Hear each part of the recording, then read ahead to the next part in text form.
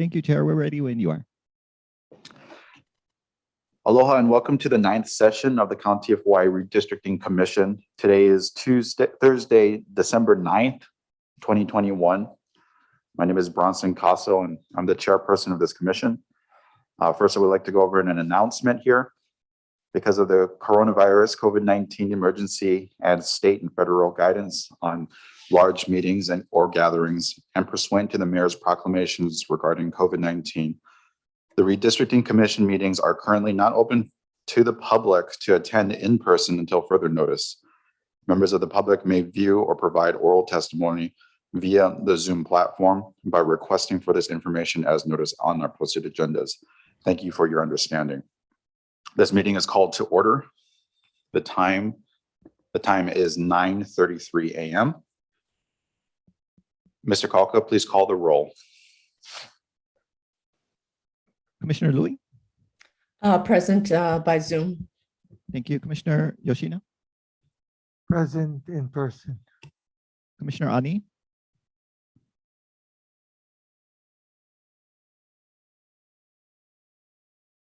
Commissioner Bath? Yes. Commissioner Akamo? Present via Zoom. Commissioner Lopez? President Kona? Commissioner Yadao? Present Hilo. Commissioner Hustis? Present in Kona. Chair Castle? President Kona. Chair, thank you. You have 8 members present. Thank you. As a reminder, during the meeting, we are working with commissioners in multiple locations. The audio of the meeting is being recorded, so as much as possible, let's try to avoid overtalk, as that will make it difficult to transcribe the minutes. Please keep your microphones on mute unless you are speaking, and we ask that for members of the public who are turned in as well. Commissioners in either chamber, your microphone can be activated by pressing the button at the base. I won't be able to recognize you if the audio is not coming through, so be sure to check if that's on while speaking.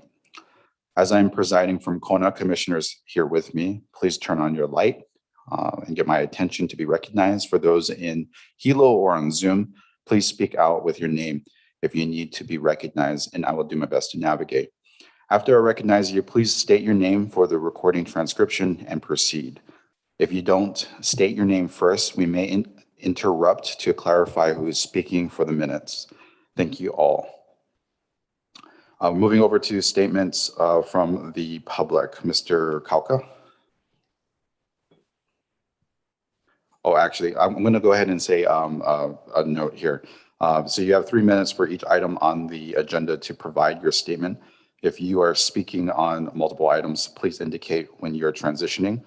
We kindly ask that you wait until called upon to unmute yourself. If there are issues when you are called after trying for some time, we may have to move on while staff tries to work with you offline, and we'll try to get back to you. When you are 30 seconds remaining, we may indicate this to you and ask that you summarize. Before you speak, please state your name for the record and the item that you are testifying on. Mr. Kalka. Thank you, Chair. Our first testifier is Jacob Aki from Common Cause Hawaii, followed by Brenda Ford. Mr. Aki, thank you. You may unmute yourself and begin. Aloha, Chair, Vice Chair, and members of the Commission. My name is Jacob Aki on behalf of Common Cause. Common Cause is a nonpartisan, nonprofit organization dedicated to upholding the core values of our democracy and ensuring a fair and transparent reapportionment and redistricting process.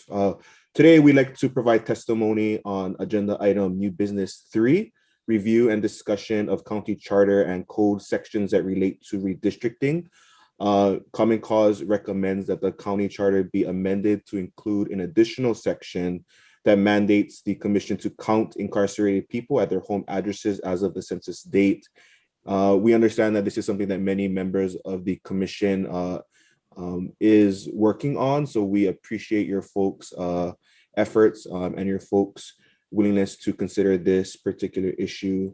We would also like to recommend that County Charter Section 3-17E be amended to revise the Commission's public hearing process. We appreciate that the Charter mandate to hold at least one public hearing in each of the 9 districts is there. However, we believe that these hearings should be conducted once a draft plan has been created and approved by the commission, not prior to completing a draft of the redistricting plan. We believe that by structuring the public hearing process in this manner, it will improve public participation and increase the amount of people coming to these meetings. But we do appreciate that in the county charter, that there is going to be meetings in each district. But we do think there can be some work done in these particular areas. But we also would like to thank the commission and the staff for also providing the materials, not just for this meeting, but for all of your folks meeting in a timely manner. And if you folks have any questions, I am here to answer any questions or for any further comment. Thank you.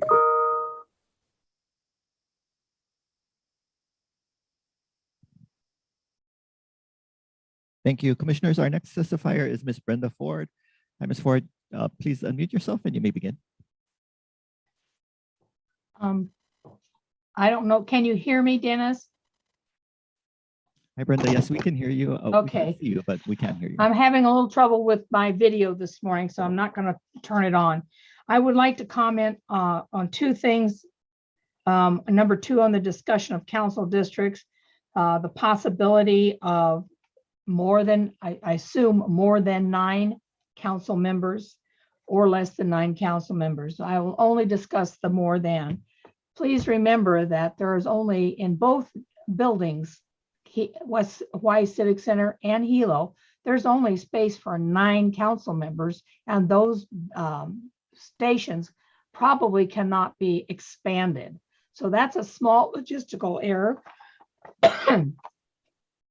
And the second thing is adding more council members creates an additional financial burden on the county to pay retirement. Council members get very decent retirement plans after 8 years. So please consider the financial burden you're putting on the county while they're sitting members and while they're going to be potentially retired. On number 3 on the agenda, legislative amendments, I would appreciate the chance to comment again if necessary at the end of the meeting. Since I wrote the code, there may be information that I have that you might not have on why I did something the way I did it. But if that's possible, I'd appreciate it. Thank you very much.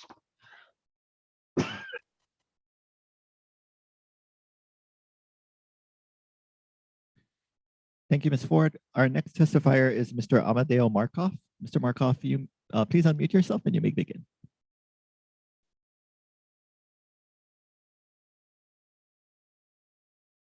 Hi there. Sorry. Give me one moment, please.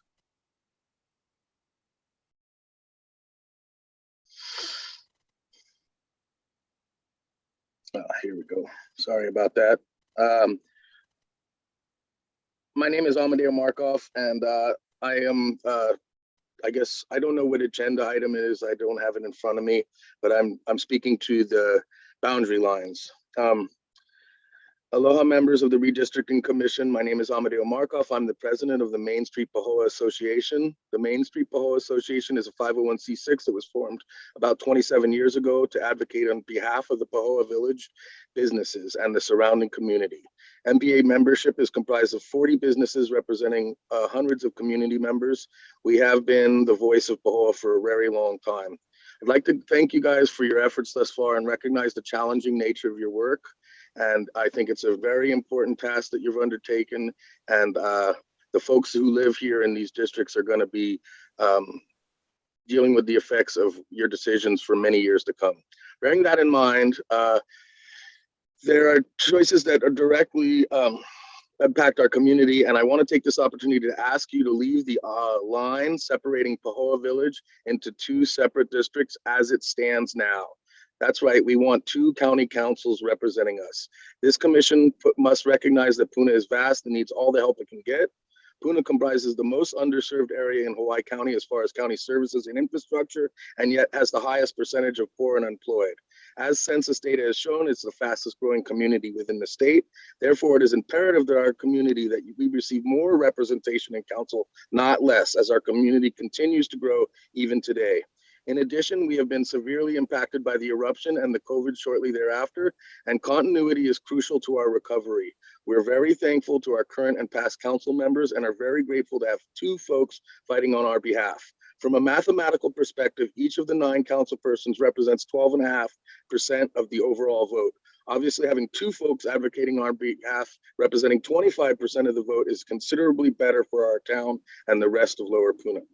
MPA has a larger list of reasons to advocate for this position, but as testimony time is limited, I will conclude that we understand that some community members have said that they need to unify Pahoa Town into one voice, but Waimea Town has 2 council seats, and it has proved equally advantageous for them. We're a big community and we need a big voice. Sometimes many voices are better than one, and we hope you hear us as we humbly make this request. Mahalo for your consideration.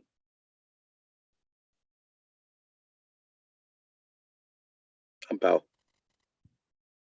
Thank you, Chair. Those are the testifiers we have so far today. I'll point out there was written testimony received. Commissioners referring to communication 33 from Hope Alohalani Sermelj, 34 from Robert Golden, 35 from Common Cause Hawaii, 36 from several people, including Ms. McDonald, and communication 37 from Carrie Fisher. These were posted online and distributed, and printed copies should be available in Hilo and Kona. Thank you, Chair. Thank you, Mr. Kalka.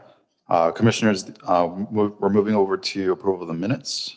These minutes have been posted. Hoping you had a chance to review these. If there are no issues, we'll take a motion and a second to approve. So move, Chair. Motion by Mr. Eustis. Second. Seconded by Mr. Lopez. Is there any discussion regarding the minutes?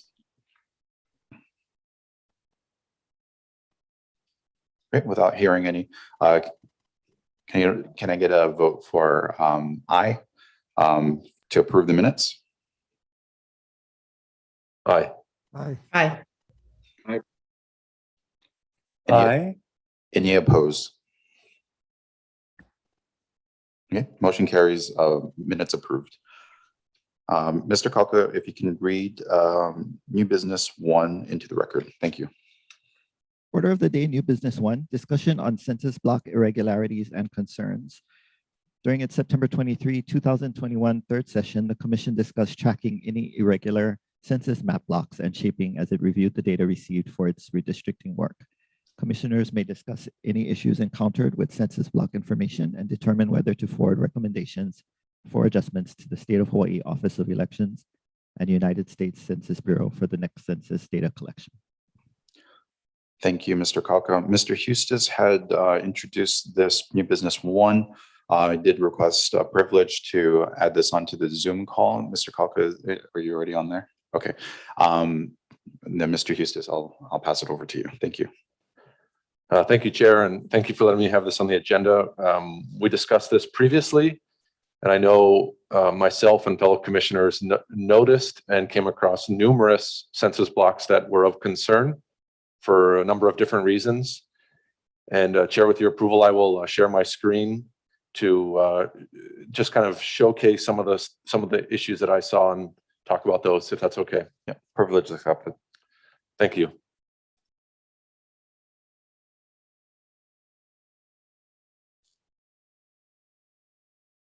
All right, I can do my best to zoom into particular areas. I decided to use the software that we've all been using just for familiarity's sake.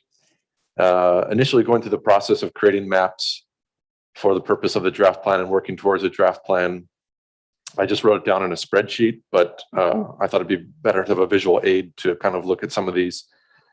And you know, Chair, I don't know if you want us to strike a motion for sending a message in or a letter of these block issues first and foremost before we have discussion.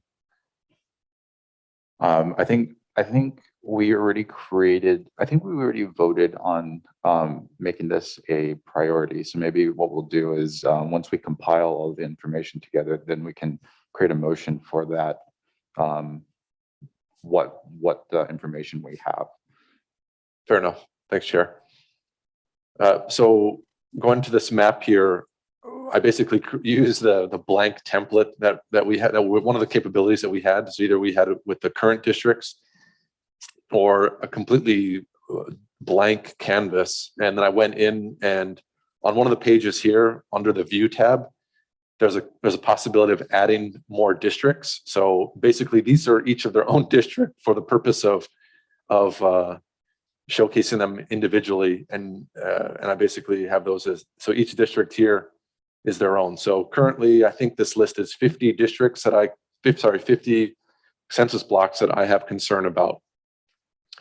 So they're basically, for the sake of clarity, they are their own district, but so I can zoom in a couple of these and we can discuss some of them, for example. So I'll just start one here, for example, is since this came in as a piece of testimony and recent discussion as well, as Waikeleopuna Forest Reserve.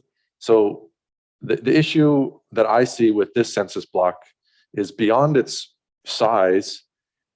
If we put this in one district or another, there are census blocks within it.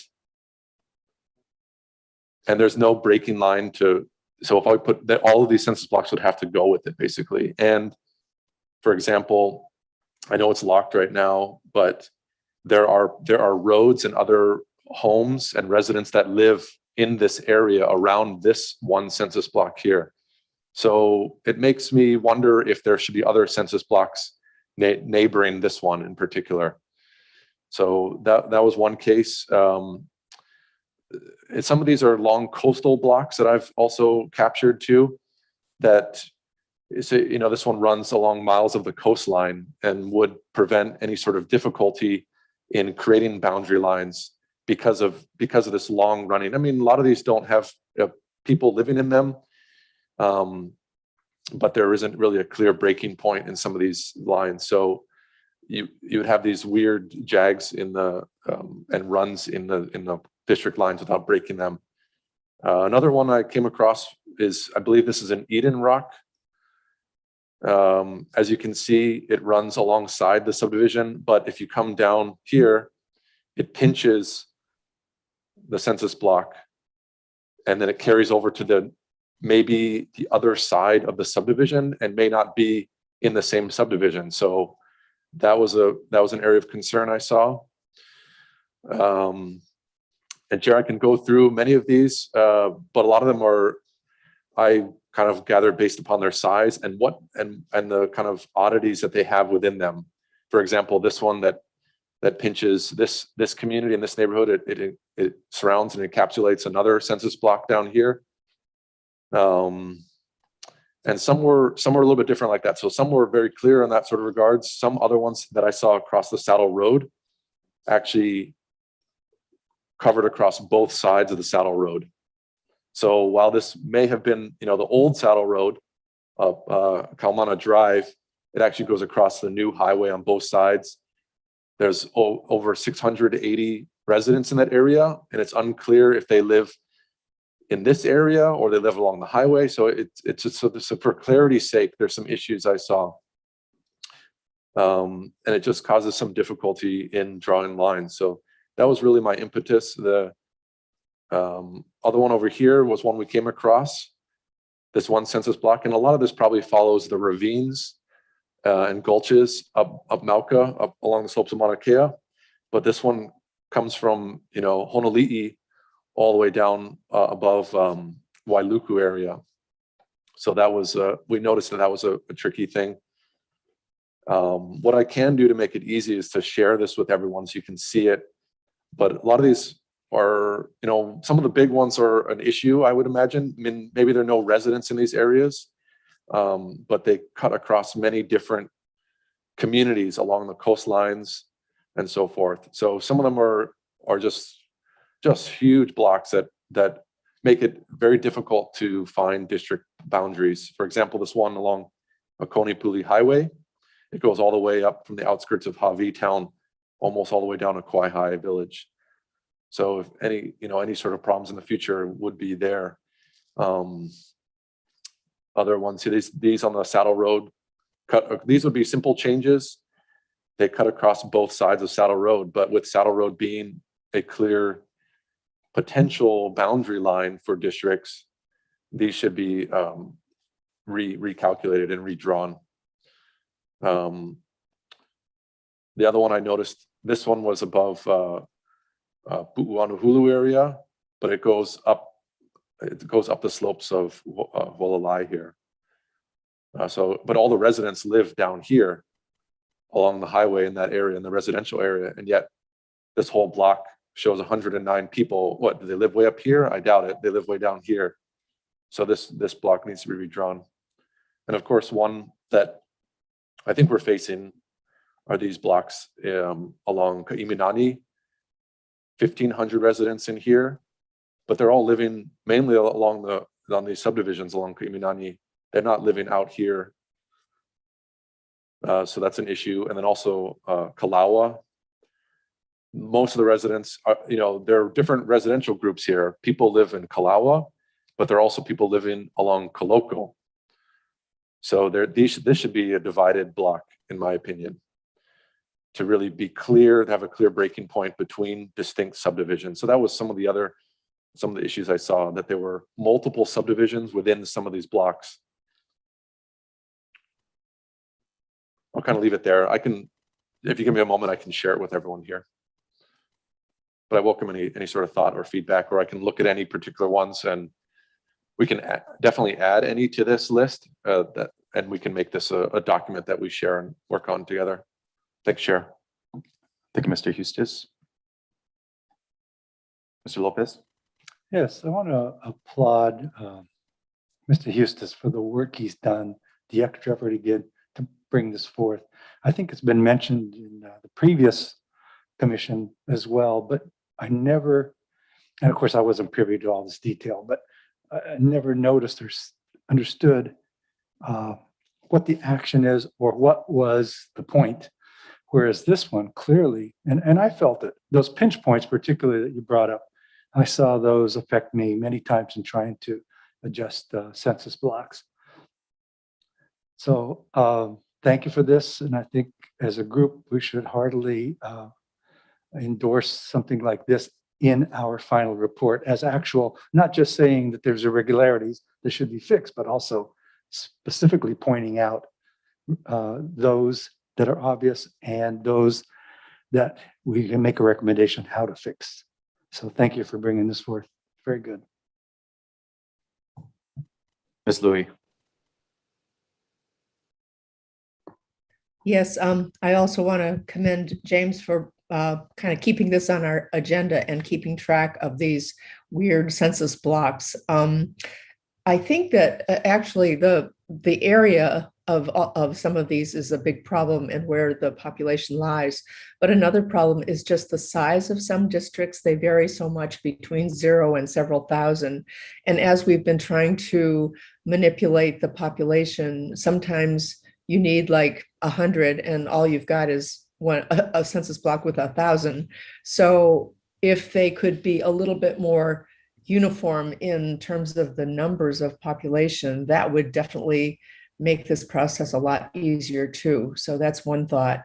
The other is that I noticed in the 2011 report, there was a recommendation that this be looked at. But since our commission ends its service at the end of the month, at the end of our job with drawing the maps, what is the process for making that happen? Obviously, it did not happen over the last decade.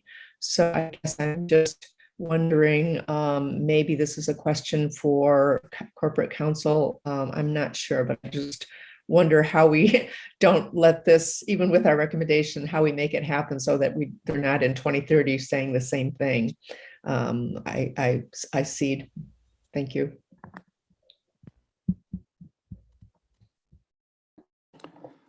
Thank you, Ms. Louie. Is there anybody from elections office available? Or Corporation Counsel. Ms. Mellon Lacy, thank you. Aloha, everyone. This is Diana Millen Lacey and Corporation Counsel, and Pat Nakamoto's making her way here as well. As you saw in the last report of 2011, this was given as a recommendation for county administration to draft a letter to the U.S. Census Bureau. And of course, the recommendation is just that. It doesn't require that it be done. And I don't know if it was done or not. So I believe that Ms. Nakamoto has some information. Yes, the information was forwarded to staff at the State Office of Elections. And, I was told that the information is forwarded to the Census Bureau, but there's no guarantee that they're going to do anything with that information. You can put the information in the report, but then it needs to go further. My suggestion would be to maybe do a letter to the state chief election officer, because he is the secretary for the State Reapportionment Commission. And he would know the dates, because there's a specific period of time where these suggestions can be made for this boundary suggestion program with the Census Bureau.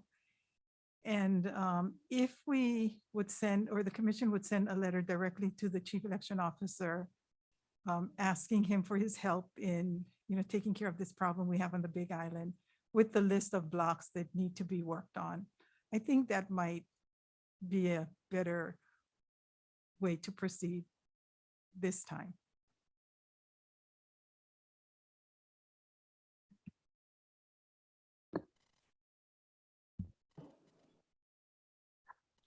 Thank you. Ms. Louie, did you have any comments? No, that was helpful. Thank you very much, Ms. Nakamoto. I'm wondering if we can find out in advance, or whether we need to write to the chief election officer first to find out what that window is, just so that we kind of know what our time frame has to be. But I do like the suggestion of being very specific. I don't know if they were in 2011, but with the work that James has done, we definitely can identify a number of blocks that need work and name them specifically. Thank you. I cede. So I guess perhaps this needs to be a motion for us to open up the communication between the commission and the chief elections office in the state level. So we can start doing that. And then we can also integrate Mr. Eustis's plans with the irregularities to the census blocks into this. But I think that's the best way we can move forward as of right now. And then we also can consider this into other meetings. Chairperson, Is that Mr. Yoshina? yes. Mr. Yoshina. I can provide some light into this process.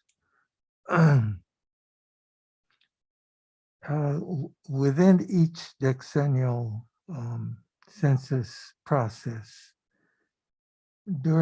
before the sometime during the 10-year period, the Census Bureau does come to the state and holds a number of sessions for the block boundary suggestion program.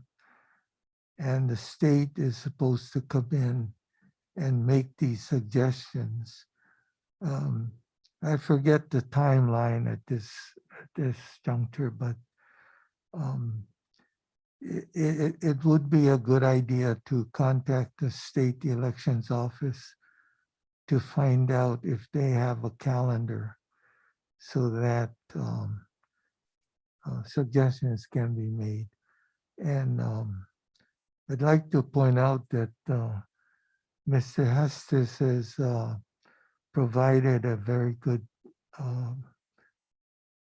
point of departure, because I do not believe that many of the other counties or any of the other counties have pinpointed the problems as Mr. Hustis has. So it might be a good idea to contact the Office of Election to find out what the timeline is, and perhaps ask them what would be the best way to input that information. Thank you.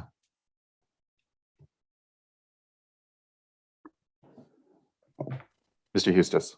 Chair, I'd like to move that we communicate and open a dialogue with Mr. Nago and the State Elections Office.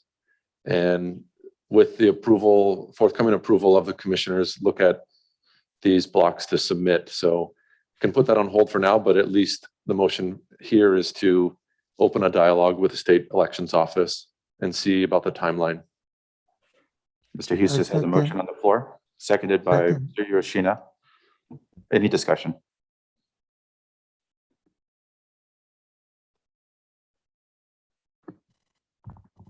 No discussion. Mr. Kalka, please call the roll.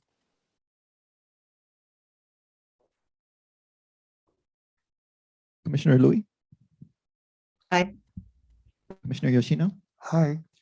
Commissioner Ani, Commissioner Yadao, Aye. Commissioner Bath, Aye. Commissioner Akamo, Aye. Commissioner Lopez, Aye. Commissioner Eustace, Aye. Chair Castle.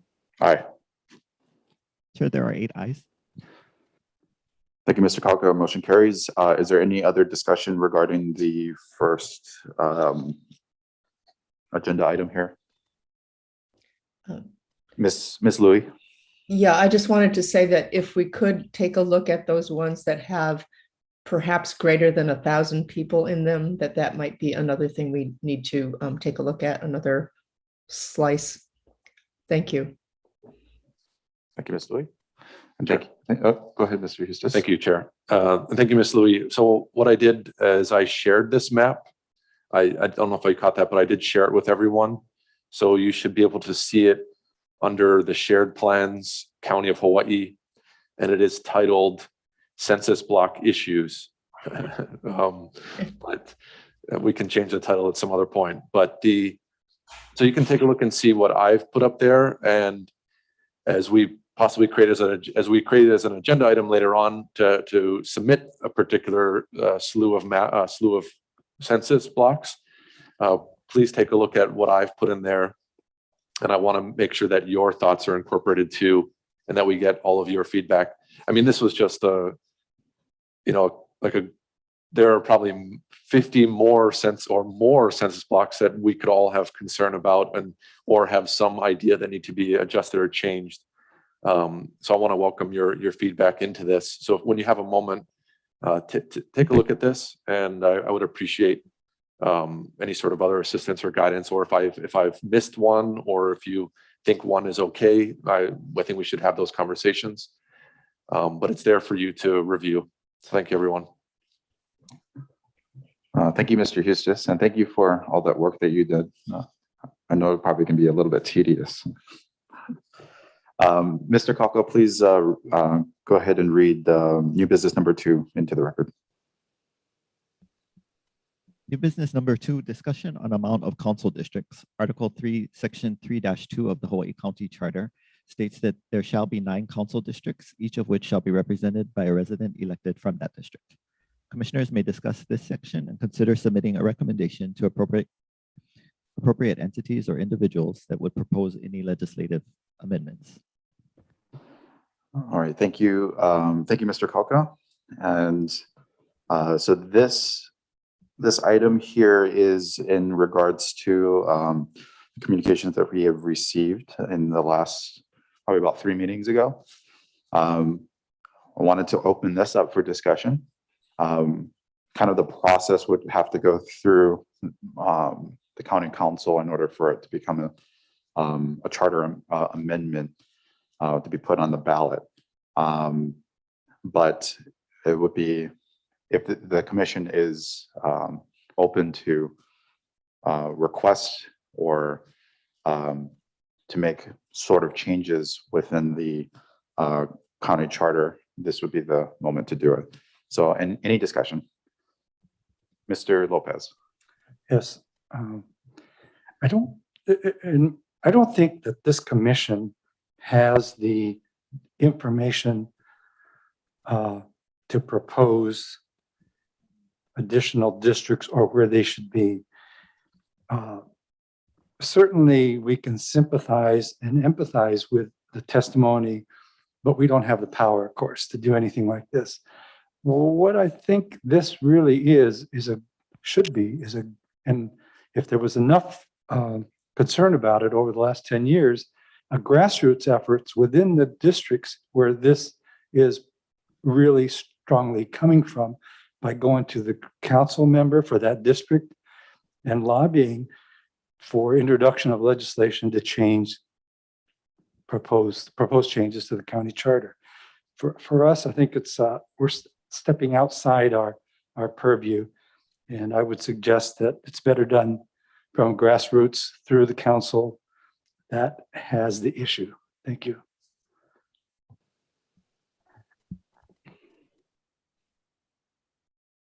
Thank you, Mr. Lopez. Any other discussion?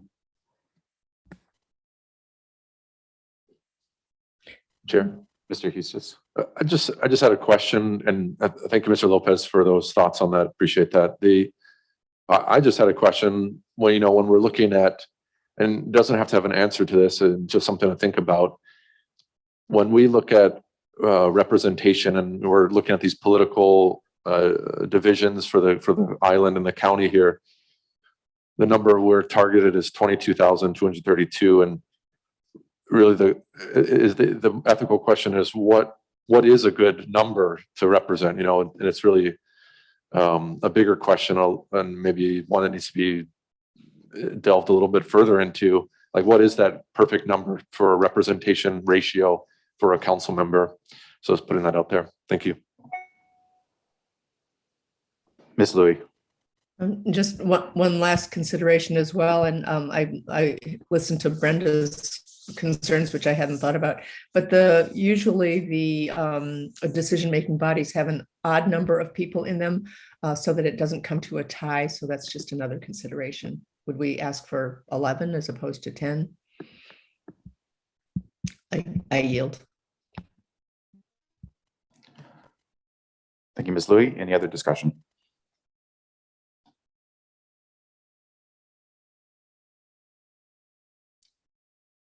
Okay, without any other discussion or motions, I'm going to move over to agenda item number 3, Mr. Kalka. New business number 3, review and discussion of county charter and code sections that relate to redistricting. The county redistricting process is guided by County Charter Section 3-17 and Hawaii County Code Chapter 36. Commissioners may discuss their experiences working within the parameters of the language from these documents and consider making recommendations to appropriate entities or individuals for proposing any legislative amendments that could improve the redistricting process, including but not limited to the timing and content of public hearings. Thank you, Mr. Kalka. I'm going to pass this over to Mr. Hustis, who introduced this agenda item. Thank you, Mr. Hustis, for adding this on. Chair, sorry for interrupting, but before that, just want to state for the record that Commissioner Ani has now joined us. Thank you very much. Mr. Hustis. Thank you, Chair. And I know there's probably, and I'd like to hear some of the thoughts from my fellow commissioners about the process we've been through. I mean, we still have a little bit more to go, but this is something we can keep talking about. And I just wanted to offer some thoughts on this. In 10 years, this body, this commission may have a different suite of technology. I think from the previous commission, we've had definitely a leg up with the software that we've been given to utilize for the purpose of redistricting. And I think unfortunately in our case, we saw the census data quite late in our tenure here.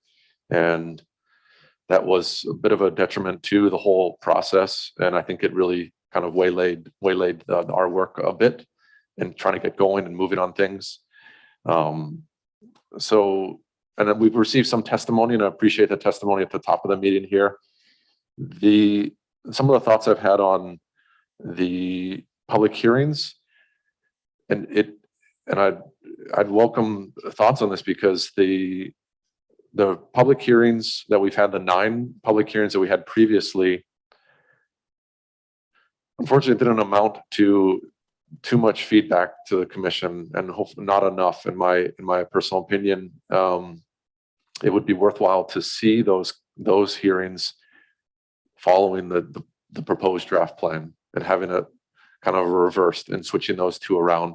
I mean, we have the technology now where people, and it's up to the purview of the chair, of course, and the commission to allow testimony. I'm grateful for our chair to allow for these opportunities of testimony throughout our hearings and our meetings in particular that may not have been the case in the past. And I think different boards and commissions handle them differently. So we have that flexibility with the technology we have here that we're using today. We're able to communicate across the island and have people call in and provide testimony given their condition, the location, and so forth, so that there is that possibility. But it'd be interesting to see those particular 9 public hearings following the draft plan and really connect with those communities after the work has really made some progress and we've submitted a draft plan. Thank you. Thank you, Mr. Eustace. Mr. Lopez. Yes, I was likewise impressed, I guess, and Jim didn't use that language, but impressed with the statement, I think it was Common Cause, that suggested that we have a plan before we go to public hearing. That to me, that struck me as a great idea, but how do we get there? As Mr. Hughes pointed out, we were sorely impacted by the lateness of the census data. We didn't start till like September, I believe. And we did have training early on. But by the time you get the training, you get the census data and able to work on something, for me, that goes out the door. So it's a relearning effort. I think what would aid this entire process is some education to the commission and to the public as we start to get into these things. I think the public is really left out in understanding how we have to deal with census blocks, have to deal with throughways, pathways, roadways, how we have to deal with balancing the numbers. And the thought that I picked up over the testimony was that it's, and maybe some of the commissioners as well, you know, we need 200 people over here. Well, just take 200 from here, or 100 from here and 100 from there and move them over there. We can't do that. There's no way. And I don't think the public really understands what a census block is. I just went through a discussion with somebody asking me this question, why certain things happen. And one of the big awareness was that you can't just move the boundary where you want to, or move people where you want to. You have to take a contiguous block. In one of the, as we get down into this, and maybe I can bring it up here, but I think in part of this process, maybe sometime within the next 10 years, there can be a primer developed, just a short booklet about what are our constraints, what are the rules under which we are bound to make this draft plan. And again, going into things like census blocks and contiguous nature, and pointing out maybe some of these the pinch point was a real big one for me. That was a real hassle. I think I can move 1,800 people, but then when you see where the pinch point is and spread across things like Saddle Road, it just can't do it, right? So there's a whole lot of, excuse the term, I'll use a whole lot of ignorance on my part and in the public domain as to what our constraints are. And so we get testimony, even one come in about reapportionment, which is a non-issue for us. So, or there's discussion about coming at us about splitting districts, creating more council districts. That's not within our purview. Nothing we can do about that. We don't have the powers to do those kinds of things.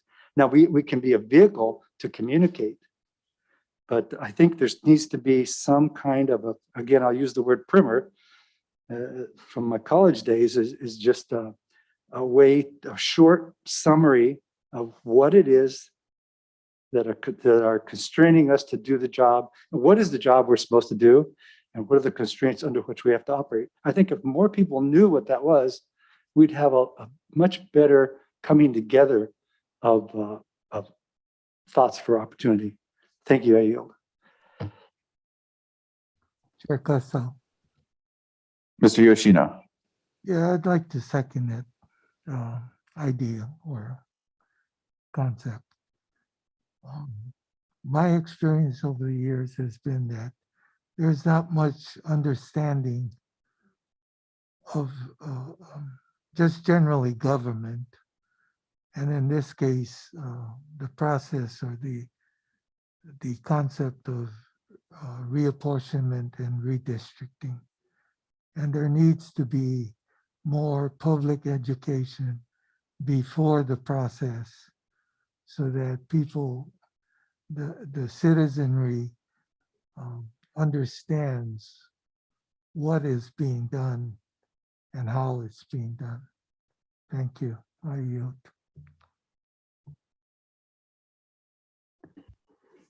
Thank you, Mr. Yoshino. Any other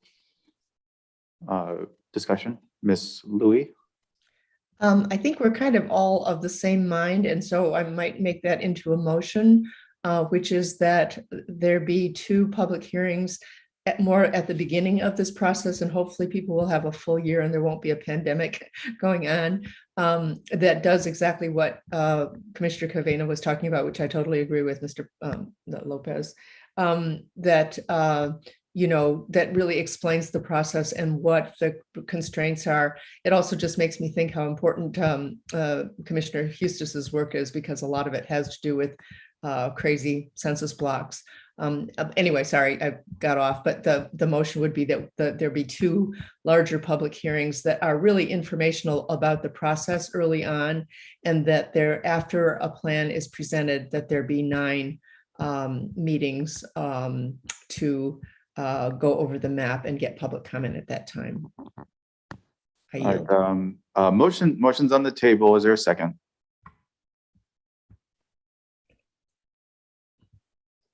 I will second that, Chair. Second by Mr. Eustis. Is there any discussion? Ms. Mellon Lacy? Yes, I just want to point out that, adding additional criteria would, require a change to the code, to the county code. So this group could vote to make that a recommendation, but they can't vote that that will happen. And if the next commission can choose to add additional criteria, and it's certainly true that this group was sort of hamstrung from doing that due to the time constraints, but that would be up to them. So it could only be as a recommendation. It can't be a thing that you could change as a commission. Ms. Mellon Lacy, Sure, this is Bronson. Is this under the code or is this under the charter? Well, the code spells out the criteria for when for the public hearings. Right. And then, it states in the code that if you want to add additional criteria, the commission could do that, but there's a time frame with which that has to be done. So you Does can't the, really implement it for the next beyond a recommendation, because it's not in the existing code now to add more public hearings. does the code allow, and I apologize for my ignorance here. Does the code allow to be amended by any sources besides us? To amend the code, you have to go through the council. Right, so That if would have to this, be proposed so and if this voted on. commission were to write a recommendation to the council, You can make a recommendation. I just want to make sure that's clear that it's going to be a recommendation, because the way it was phrased, it sounded like, Okay. there was some thinking that it was something you could just implement by vote. You can vote to make the recommendation and surely, present it that way. Okay, so as for an idea of flow chart here, so the recommendation is made by this commission and it Mhm. goes to the council. Council will take that, and where does that go?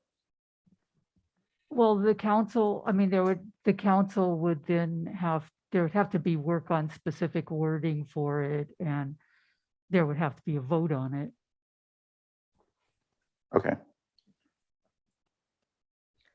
Okay. Because, And I have a sorry, question. it is also in the charter too, that prior to completing a draft of the redistricting plan, the commission shall hold at least one public hearing in each of the 9 council districts. And upon completion, the commission shall hold at least one public hearing in East Hawaii and one in West Hawaii. Okay, and So that's But- 317E, sorry. Thank you, So Dennis. I have a question, Chair Council. hold on one second, Mr. Yoshina. So as far as the charter goes, both sides would have to go through the council, and then Right. if they see it fit, they can approve it. Yeah, and I'm sorry, I don't have the charter in front of me, but it can be proposed to the council, and then it also requires the, the signatures from from the public, and then would have to be added to the, be voted on at an election to Be a change the ballot. county charter. Okay, thank you for that. Mr. Yoshina, and then Mr. Lopez, and then Ms. Louis. And then we'll have Ms. Ford chime in after that. So Mr. Yoshina. Okay, the charter says at least one, Mhm. so you could have more than Oh, one. you can have more, but And the second question I have is, who sets the calendar for the commission? Isn't it the commission members? yes, Okay, so,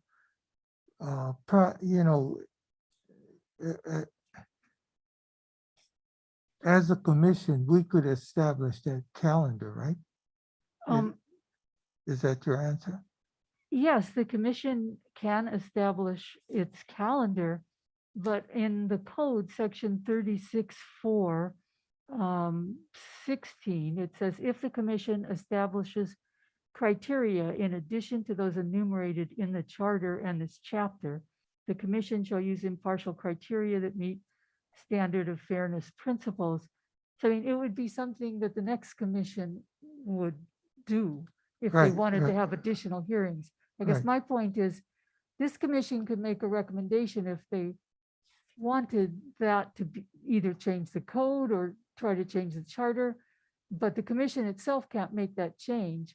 And the next commission, if they decide to have more hearings or, incorporate additional criteria, they can do that, but that would be up to them.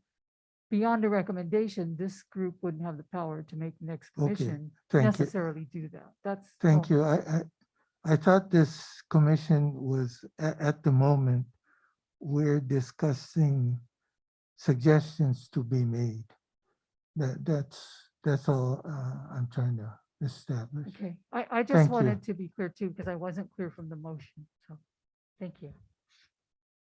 Mr. Lopez. Yes, I was all on board with Ms. Louis' motion, except that, somebody please correct me if I'm wrong, but in a public hearing, it's one-way communication. It's from the attendees to the body that's holding the public hearing. So to put an education process in there, I don't think would work.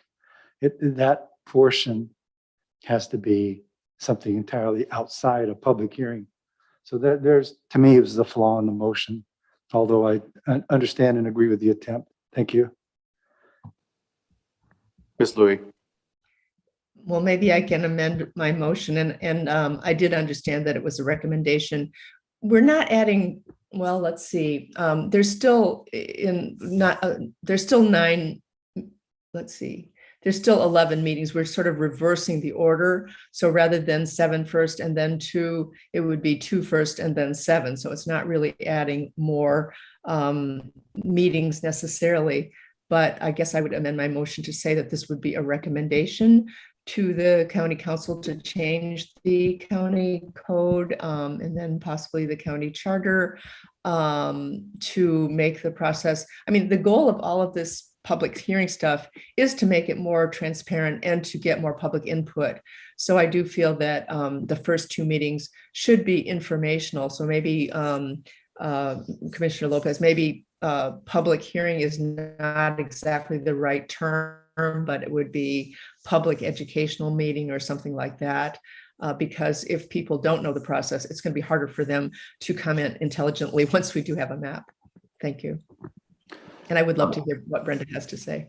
Ms. Louis, so I got 2 things. So you said 7. I just want to correct you. It's 9. I'm sorry, 9 plus 2. Sorry. And then second one, you did say amendment to your motion. Is that what you want to do at this time? Well, I think Ms. Mellon Lacey was saying that it sounded like I was saying we could just implement it. So I wanted to amend it to say that we would make this a recommendation to the county council. Okay, thank you. Any other discussion from commissioners? Mr. Lopez. Yes, I think I don't disagree with you, Ms. Louis. I just want to take out the educational part from the public hearing terminology, because the commission itself would have the ability, I believe, to schedule educational meetings independent of the public hearings. And I think that's probably the better way, doing it through a recommendation outside the public hearing context. Am I being clear? I'm not sure. I hope so. Ask me if you don't get it. Thanks. Yes, that's fine. I accept that. And I was actually making that first recommendation on the basis of your comments, which I agreed with.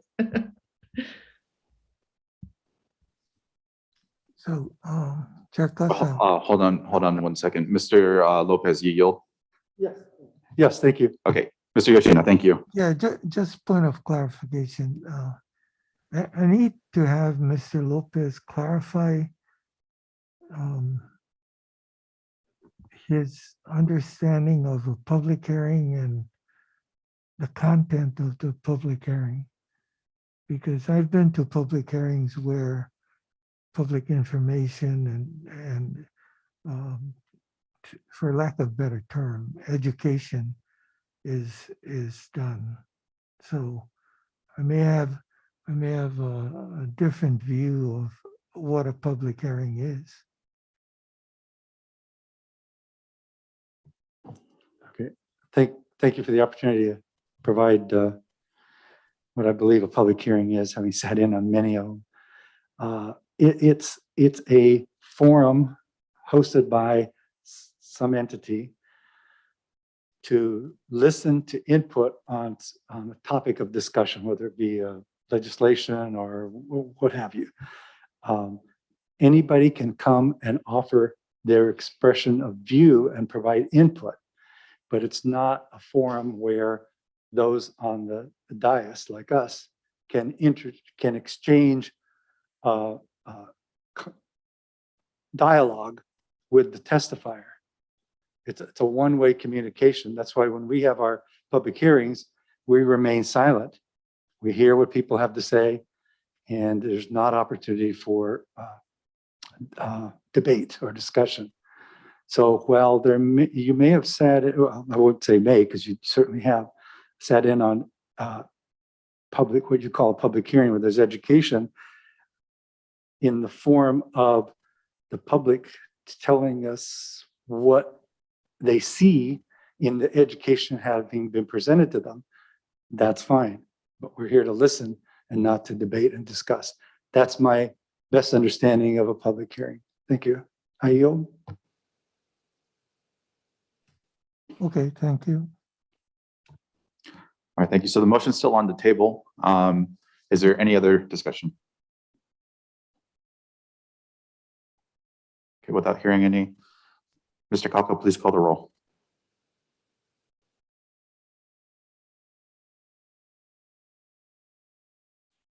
Commissioner Louis, Aye.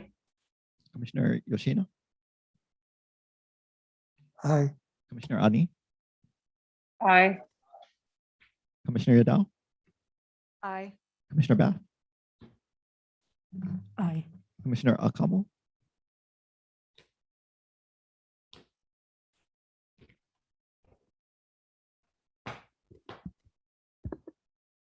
Aye. Commissioner Lopez, Aye. Commissioner Hustis, Aye. Chair Castle. Aye. Chair, there are 9 ayes. Thank you. Motion is carried. Is there any other discussion regarding anything to do with the Charter Section 3-17 and the Code Chapter 36? Mr. Lopez? Yes, thank you. Thank you. Yes, given the discussion and the motion that was made, if it's appropriate, and please correct me if it's not, I move that this body make a recommendation to the next commission to develop a primer of the methods and constraints under which the commission operates, and also hold public sessions to educate the public on those items. So if that makes sense, thank you. Are you? Motion's on the table. Is there a second? I'll second that, Chair. Mr. Hustis, seconds. Any discussion? I'm sorry. Ms. Louis? Well, just to note that I know that Common Cause does that and has done that in the past, both for the state and for the county to some extent. So I'm just not sure I want to put that burden on the next commission. But Ms. Louis, you yield? Yeah. Mr. Lopez? Yes, please help me with that. Did anyone see anything in the public domain that came from Common Cause in Hawaii County as to what our constraints and limits are? As I pose the question because it's not my awareness. Thank you. Chair, Mr. Eustace, and this is not particularly with that question, Commissioner Lopez. It's really another question to you, and how I see it as is more of a standard operating procedure for the commissioners. I don't know if that's the same mindset you had, but it's a material. It describes the task and the role of the commissioner for this particular job. At least that's what I'm seeing from it. Is this correct? Yes, but going into a little more detail about what rules are we governed by? And I don't mean stating HRS blah, blah, blah, blah. I mean, we are organized in census blocks. We have to move contiguous census blocks. We can't have disassociated councils, districts. We can't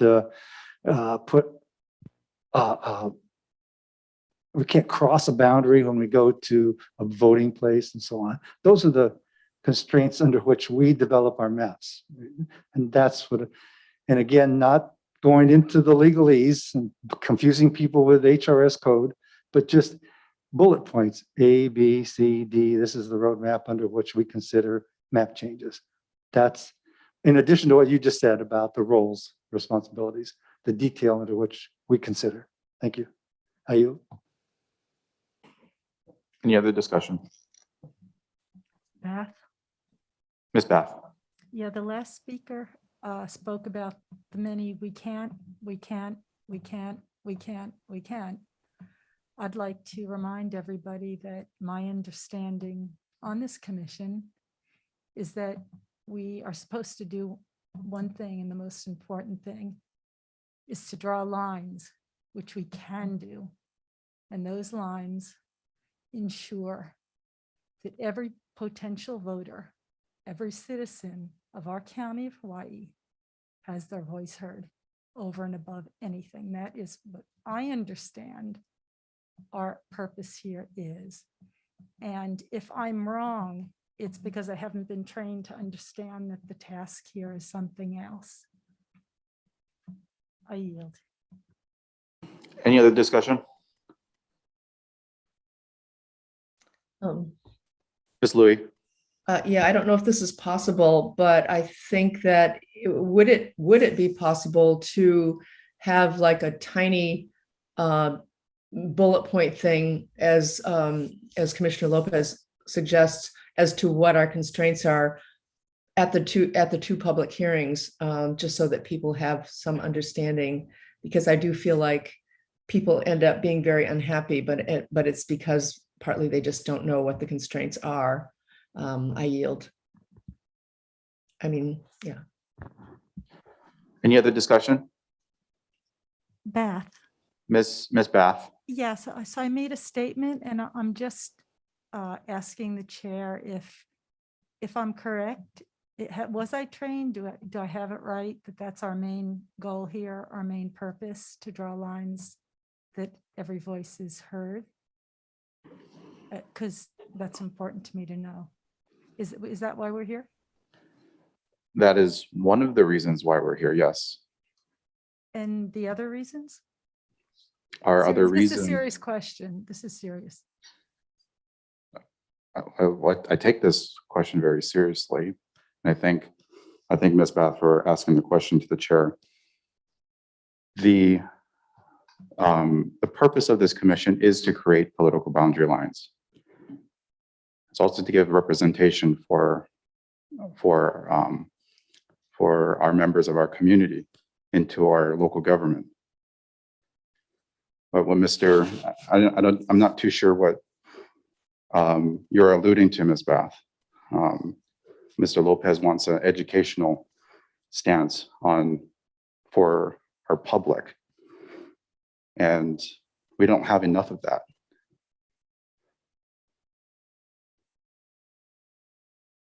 Ms. Bath, you still have the floor. Yeah, so I think that the education isn't, I just wanted to clarify what our purpose was. So I understand that it's to ensure that the public has a voice in elections and that it's fair. And so I like the idea, but I wanted to make sure I got that right, that that's our main goal, to make sure that everybody has a voice. And then I can continue in my thoughts as far as education. I just wanted to clarify that that is our goal, drawing lines to ensure that everybody has a vote. Is that correct?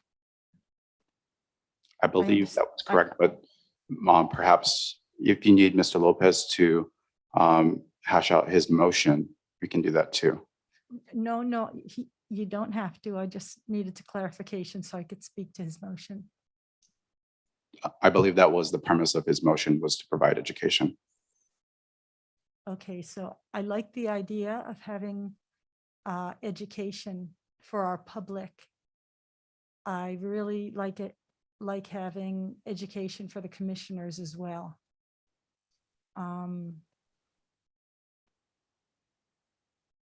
Some on our commission are well versed on this. Others of us are new to the process. And there was a big, we got the census information late. And this is all about education, educating people to how the process should go. And so what I'd like to see for future commissioners is, well, for one thing, getting the census numbers on time and not having a pandemic, but that's an act of God, not man. So what I'm really trying to say is that we can have a lot of education and things, but if we don't maximize the time that we have as a commission so that we can get together and we can talk about things. We're talking about this now, and we had weeks and weeks of downtime where we could have had this dialogue as we united as a commission. And so I'm grateful that this motion is on the floor now so that it can be something for other commissioners to do. So the process isn't as messy as what we've been through here because of lack of connectivity. So the education is good, but I wanted to put out the reasons why. I yield.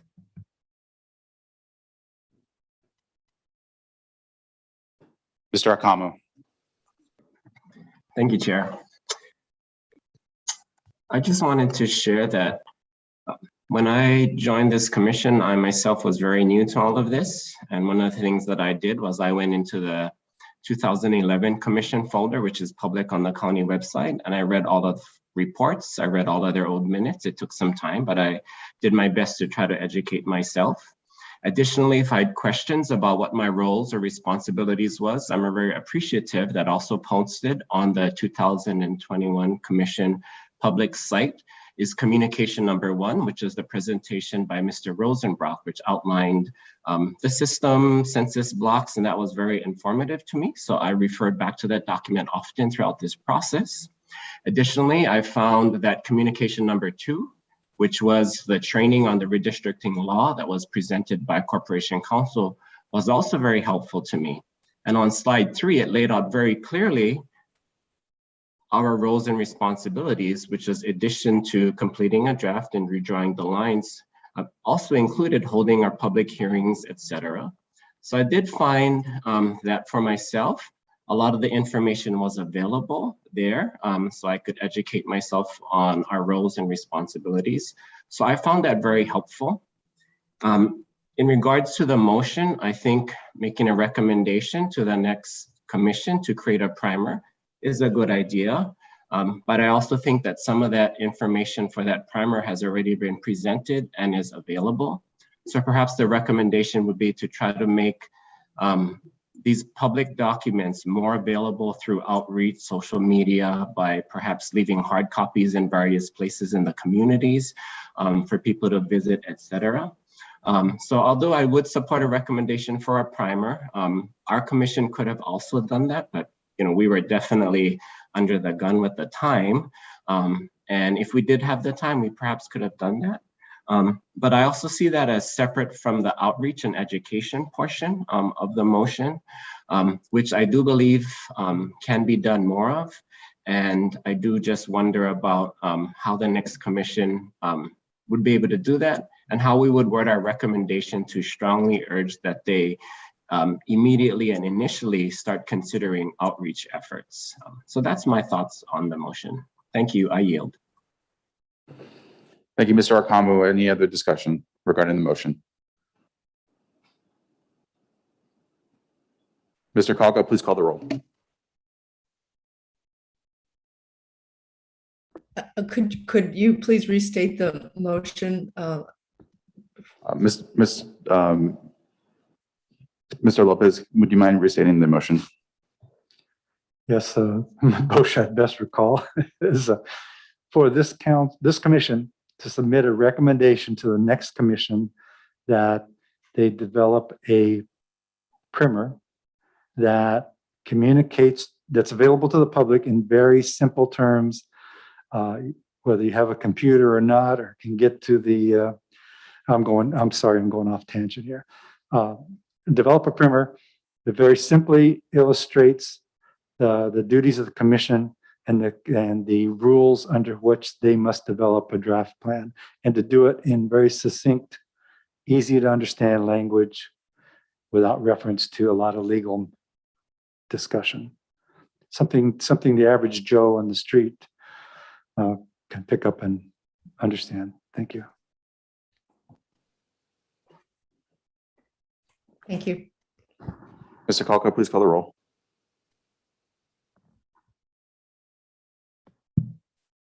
Commissioner Louis, Aye. Commissioner Yoshino, Aye.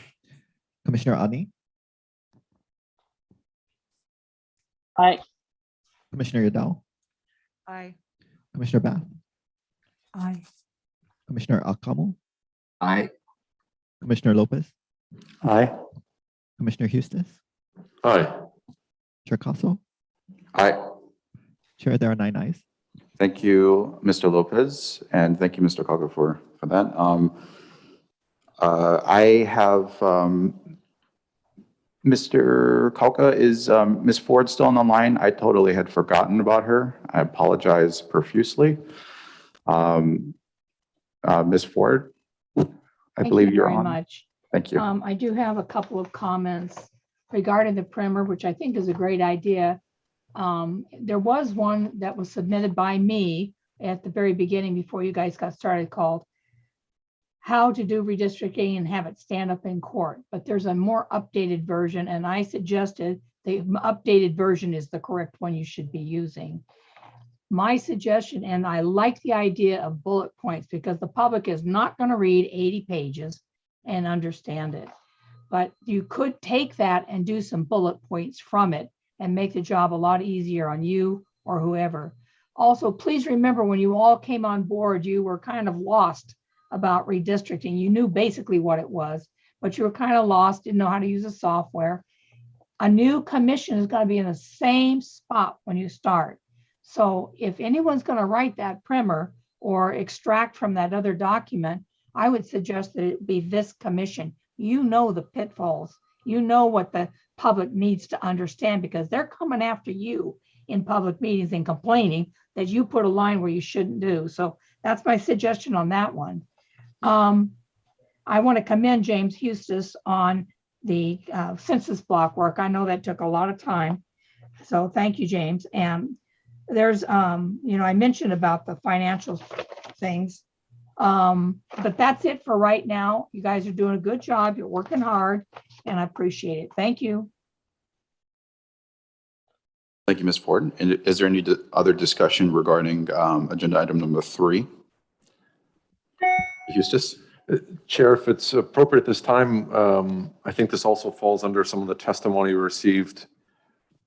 And I was curious, we've had this conversation before about the incarcerated persons in the population count. And I don't know, I can't remember the motion we had previously that we passed, but it was to pursue that at greater lengths, from my understanding, and up the ladder as well. And I don't know if that had any traction or if it made any progress, and if we need to have any follow-up on that. I believe we had a communications regarding it. Is Ms. Mellon Lacey still available? Oh, it might have been the Office of Elections. Ms. Nakamoto.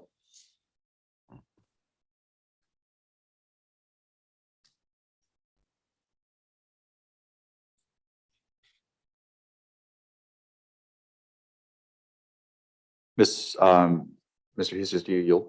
Yes, sir. Ms. Louis. I believe it was my motion a couple of meetings ago that it seemed like it was a state legislative issue as to where incarcerated people are counted. So the motion I believe that was passed was that we communicate that to our legislators to make sure it's brought up and that something gets changed over the next 10 years before the next redistricting process goes on. I'd have to go back and look at the minutes to see what that motion was. Sorry. I yield. Thank you, Ms. Louis. Any other discussion? So, Chair, I just wasn't sure if the status of that, if that's come across your desk to sign and send on to legislators or elections office, and if we need to make any further action on that. Is Ms. Nakamoto still available? Or Ms. Mellon Lacy and or?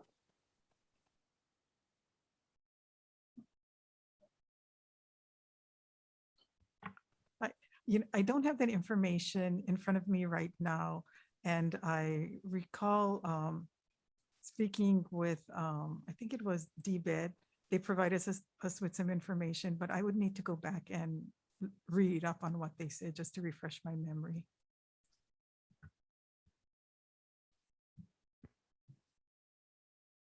Thank you. Just for the record, communication 17.1, which was Ms. Louie requesting counting incarcerated Hawaii residents.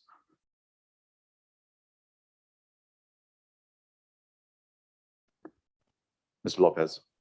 I have a different recollection. Was that actually a motion? I remember that Ms. Nakamoto was asked to find out where are incarcerated counted, either in their location of incarceration or their home location. And she did reply that the powers that be count them in their location of incarceration. And that's my recollection of this topic. I don't recall a motion, but it could very well be there to submit a recommendation. Thank you. Is that 17.1? Is it I'm referring to? No, is this Ms. Louie's letter transcribing that to the commission? Okay, thank you.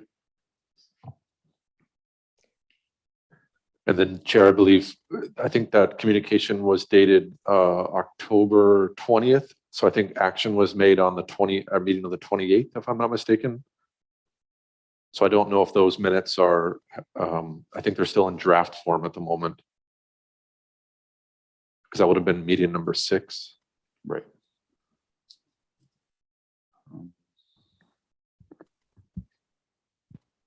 Ms. Louie. So why don't we table this until those minutes come out? Because I do remember that I did make a motion after Ms. Nakamoto told us that they were counted in the place of incarceration, which I didn't agree with. I yield. Thank you, Ms. Louie. Chair, this is Dennis. Mr. Kauka. Yeah, perhaps this might help, or just to provide some clarity. I do have the draft minutes for October 28th. They were posted yesterday online, but not in time to be on the agenda today to be approved. But page 36 of those minutes, there was a motion from Ms. Louie, and I'll just read. It was Ms. Louie moved for the commission to write to legislators at the state level to ask them to draft and pass legislation to count incarcerated people in their self-designated permanent address. The motion was seconded by Mr. Yoshina, and the commissioners approved that. That was on October 28th. Thank you, Mr. Kauka, for that.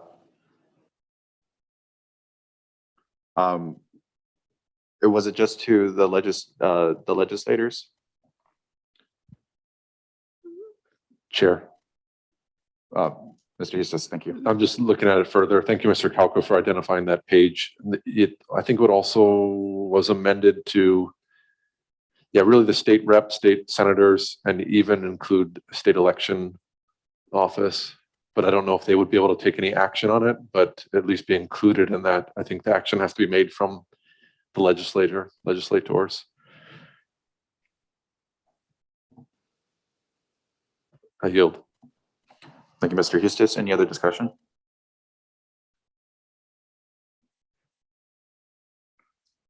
So Chair, we're tabling it right now then or we find out more? I sorry, it was. Yes, so we'll go ahead and table the, we'll look in a little bit more into Ms. Louie's motion from the 28th meeting, because it sounds like we already had passed something in order to write a letter to them. But Ms. Louie, I see your hand is raised, so why don't you go ahead and take the floor.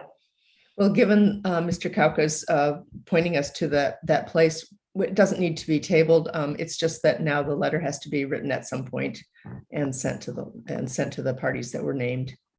So there's no further action needed. I yield. Thank you, Ms. Louie. Ms. Mellon Lacey. Yes, Ms. Nakamoto does have some information. She's coming forward.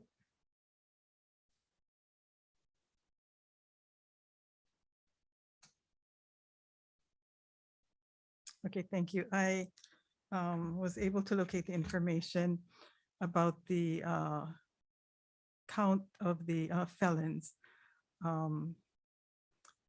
What we were told was that the prisons are designated a group quarter. And after the last census, the count would be associated with the address of the GQ, the group quarters. So the inmates information was taken from the location they were at the time the census was taken.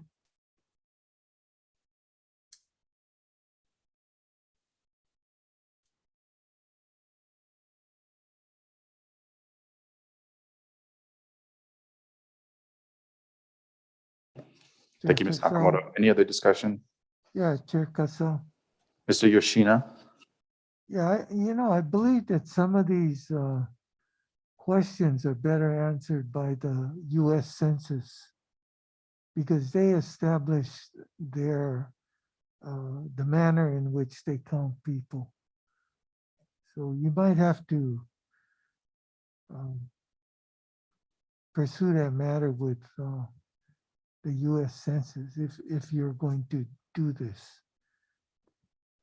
My understanding is the US Census conducts its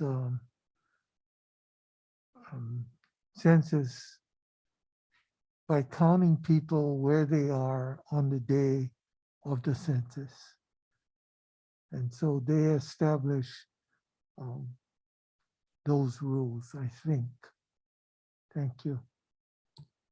So yes, the communication stated that a census taker was given access to individuals to complete a census form. And the group quarters falls under the American Community Survey.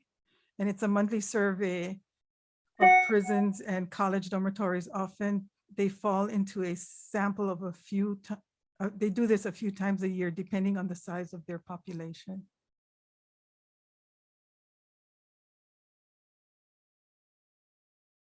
So based on what Mr. Yoshina said, the count was associated with the group quarters, which would be the facility that the inmates were at the time the census was taken. Thank you. Ms. Louie? From my understanding, there are states that have changed the rules so that inmates are counted at their place of permanent residence.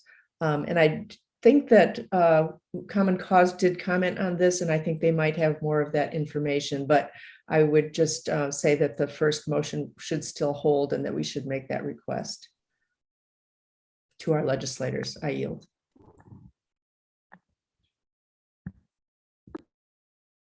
Thank you, Ms. Louie. Do we have any other discussion regarding this incarcerated peoples?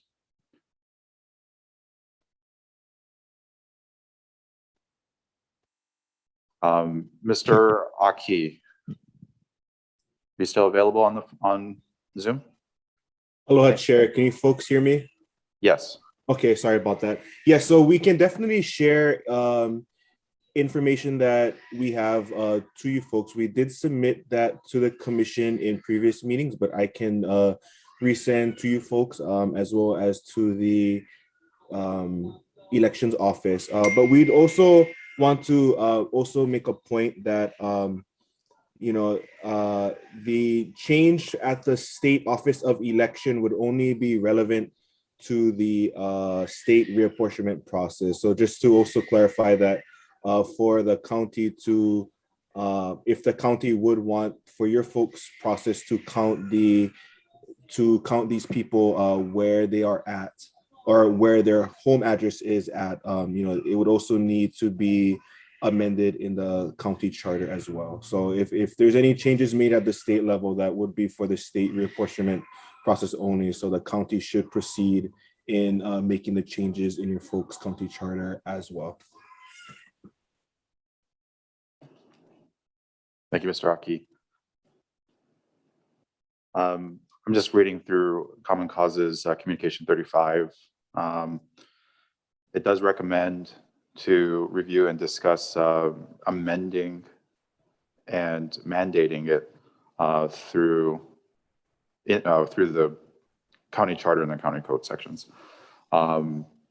So we can either write the letter to the legislators, which we know, I assume from what the information I've received is that it would only affect the reapportionment commission, or we can make a recommendation to the council for this. So open for discussion and open for motions. So move, Chair, that we write a letter of recommendation to our council to making this adjustment as well. If it coincides with the state work, then we need to follow suit. And I don't know if the state's going to do it, but we can try and do it on our end at least. Motion's on the table to write a letter to the council regarding the incarcerated peoples. Is there a second? Second. Second by Ms. Louie. Any discussion?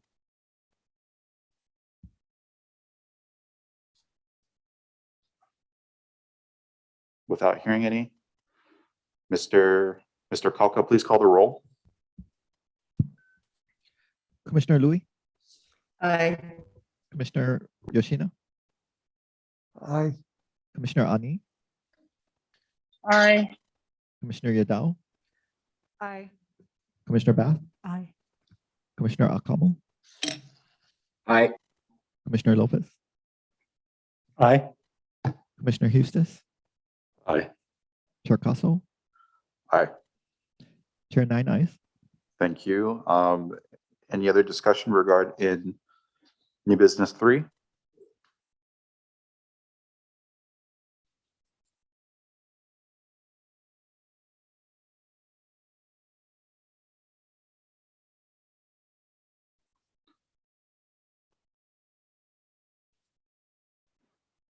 No further discussion. We'll move over to we'll call a 5-minute recess.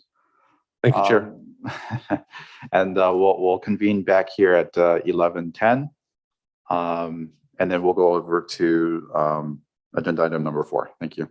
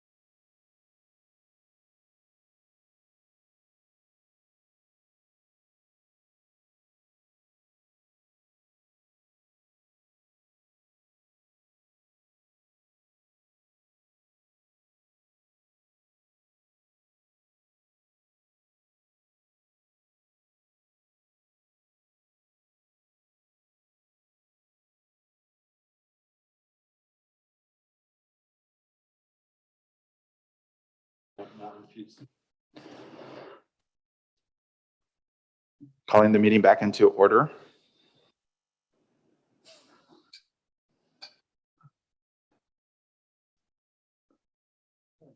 Mr. Kalka, if you can go ahead and read agenda number 4 into the record.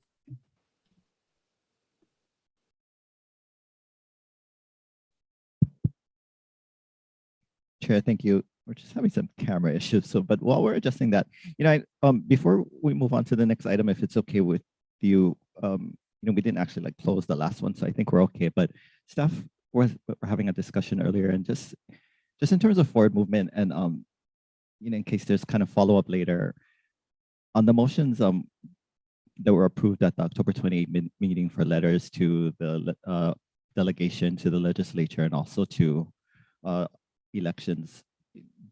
Do we need to kind of determine clarity on where the content, the content of the letters are coming from, who's generating this? Staff can certainly help, of course, with format and preparing these, but I'm not sure if we have clarity on who exactly these letters are coming from. Thank upon you. The commission. Thank you, Mr. Kalka. I kind of was under the impression it was between myself and Mr. Hustis, unless any other commissioner wants to do it. Okay, thank you. That's great. New business item number 4, discussion of draft plan. On November 29, 2021, as a reconvening of its November 23, 2021 8th session, the commission approved a draft redistricting plan by vote. Pursuant to Hawaii County Charter Section 3-17E, public hearings on the draft plan are scheduled for December 14 and December 16, 2021. Any adjustments to the draft plan would not be made by the commission until after the public hearings. Commissioners may discuss potential considerations that have been identified and any public comments received since the draft plan was selected. Thank you, Mr. Kalka. Also, the camera for the Hilo chambers is off. Yeah. Or you guys are fixing it? Okay. Thank you, Chair. Yeah. Glad we have audio right now, but the technician's looking at that now. Oh, okay. Okay. I apologize. Thank you. It's okay. Okay. So is there any discussion regarding the draft plan? Chair. Mr. Hustis. Thank you. This was, I requested this on here, and thank you for allowing a moment about this. We've all had an opportunity to let it sink in a little bit and think about the draft plan. We cannot make any changes at the moment, of course, until after the public hearings and our future meetings, but just wanted to gauge any thoughts from the commissioners, and I will definitely provide some of the insight into my thoughts regarding the map and some possible tweaks that I will be proposing in the future and having discussion about. And Chair, if I may, I could share the map, the current map, if you'd like me to. Go ahead. Thank you.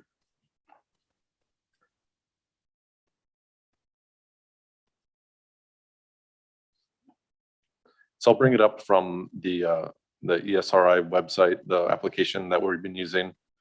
But we also have, as you're aware, it's also up on the public domain, the Hawaii County Redistricting website that we've been working with with the county, and Eric Lash with the county GIS team.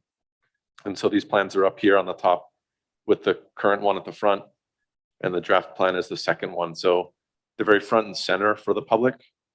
What is it now, and then what is being proposed. So I'm grateful for that work that's being done to put those out there. So I'll just throw out some ideas about what needs to be what I think needs to be tweaked a little bit, particularly with the district that I'm sitting in for Council 9, and some of the changes that we need to make a little bit. Point of order. Yes. I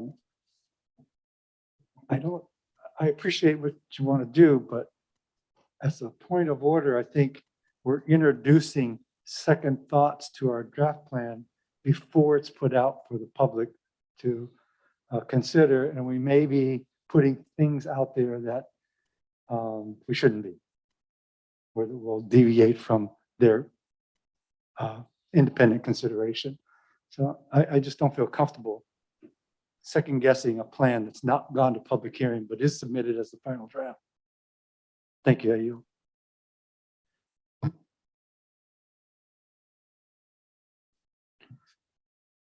So your So point, I proposed the chair reconsider introducing this subject at this time before the public gets a chance to review. so you're requesting to table? I'm requesting that this come up after the public hearings. Yes, if because it's an item in the agenda, yes, table it till after the public hearings. Thank you. Okay. There is a request to table. I think there should be a motion because I don't want to speak for the rest of the commission if they want to talk about this subject. So we'll just use you, if you want to go ahead and motion it and then to table this discussion. Yes, I move that we table this discussion till after the public has a chance to review the final draft plan. Is there a second? I'll second it. Seconded by Ms. Louie. Any discussion?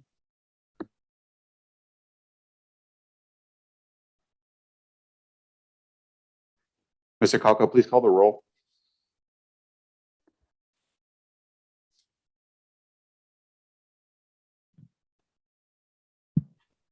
Commissioner Louis, Aye. Commissioner Yoshino, Aye. Commissioner Ani, Aye. Commissioner Yadao, Aye. Commissioner Bath, Aye. Commissioner Alcamo, Aye. Commissioner Lopez, Aye. Commissioner Eustace, No. Chair Castle. Aye. Chair, there are 8 ayes. All right, thank you. Thank you, commissioners. We'll table agenda item number 4. Mr. Calco, please go ahead and read number 5 to the record.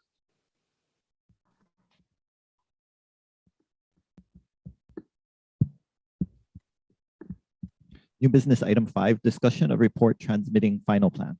Pursuant to Hawaii County Code, Article Chapter 36. I'm sorry, Article Chapter 36, Section 36-10. The commission shall submit a written report to the county clerk transmitting the final plan chosen by the commission. Commissioners may conduct a preliminary discussion on the content and responsibilities for the report and develop an outline.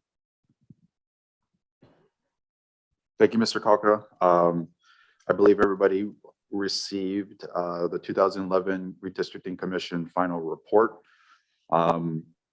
As far as I'm concerned, if I can have Ms. Mellon Lacey.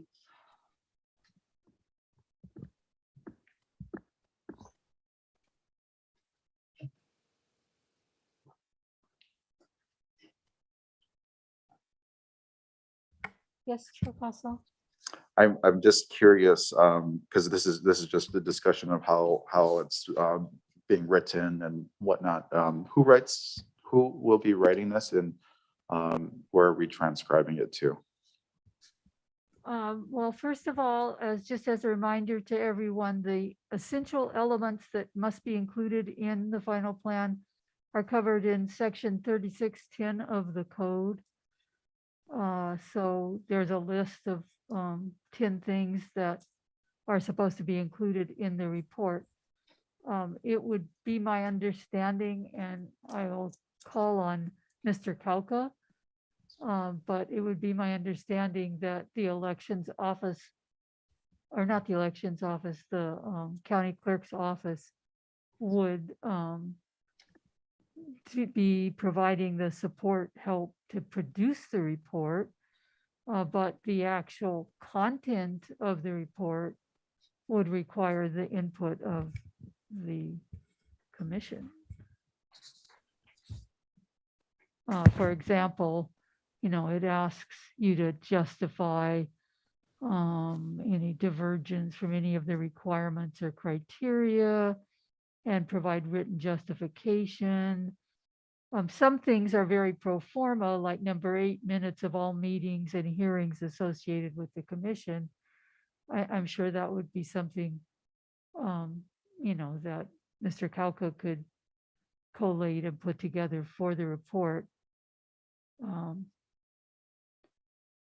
But, the reasons why the plan is decided ultimately, those are things I think the commission would have to provide. Mr. Kalka, do you have any input on this? As far as the assistance you would be giving the commission in the actual production of the final report? Thanks, Diana. No, I was working on the camera at the same time, but from what I heard that you relayed, I'm certainly, of course, I'm happy to help compile those components of the report. I think the phrase used is pro forma. A lot of it is information that we'll have from the final plan product. I can certainly plug that in. What I can do is already outline a skeleton part of the report using the 2011 template and start circulating that to the commissioners, and we can see where the gaps are. I think that's an excellent idea because I'm sure we have the template, which is designed to, put in the information that's required. And then, additional things that the commission may wish to include, the recommendations and that sort of thing, would be specific to this commission. Does that answer your question, Chair? Yes, thank you. I was just trying to ensure that we can do this on a timely basis. And I see on the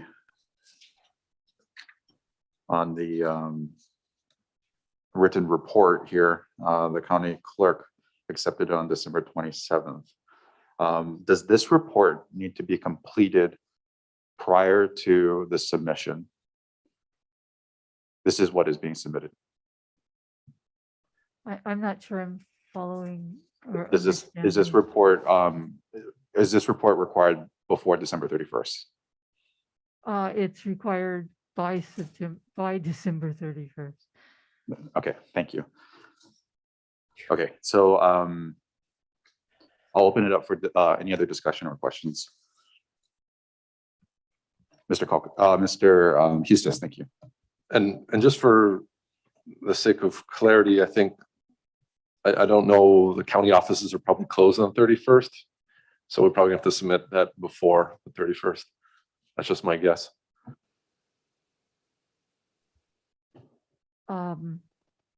Dennis, is there a schedule that you have specifically for the completion in your mind?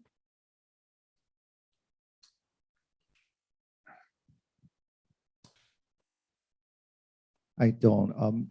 A lot will depend on the commission reaching its final conclusions with the final plan. But just to kind of answer that question, yes, the county offices will be closed on December 31.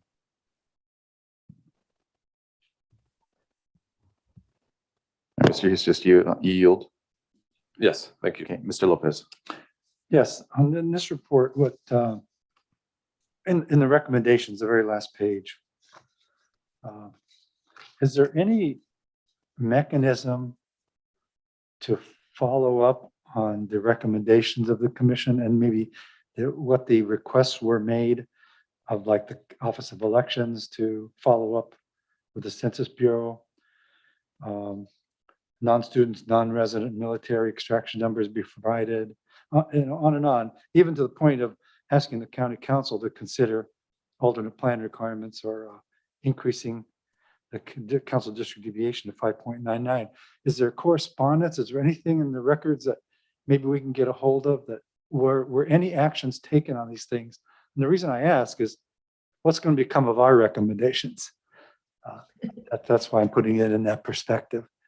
So I guess I'm asking maybe perhaps Dennis if he can produce with this document or give to us any documentation or communication that supports actions on these recommendations. Dennis, thank you. And this is Diana again. But you have to bear in mind they are recommendations, so they don't have a binding authority. But I'm sure Mr. Kalko can trace back and see what specific follow-up occurred. Thank you. And it'd be good to Mr. have Lopez. that. I realize the pressures of time, but in good stead so that we have a chance to review before we submit our report. Thank you. This is Dennis. Chair. Go ahead, Dennis. Thank you. Mr. Lopez, thank you. I just wanted to be clear. So were you asking of the 2011 recommendations by that commission to sort of just to perform some research and see and track where those recommendations, how they were followed up on? Is that your ask? Yes, but more specifically, is that I would expect there's communication records to support any action taken to submit what the recommendations were to the bodies that were specified should receive, like the elections, Office of Elections, like the county council and so on. So what I'm looking for is something that said, this report didn't just get filed and nobody ever did anything. And maybe that's the case, that's okay, just trying to find out. Or is there communication that supports that these recommendations were submitted? Thank you, Mr. Lopez. What I can do is do some research on that. And I believe the commission, it wasn't originally on schedule, but we have a meeting scheduled for next Friday following the public hearings on December 17. And I'll circulate a report on that and provide one at that meeting. I'll follow up on what the recommendations were. Excellent. Thank you very much for that contribution. You're welcome.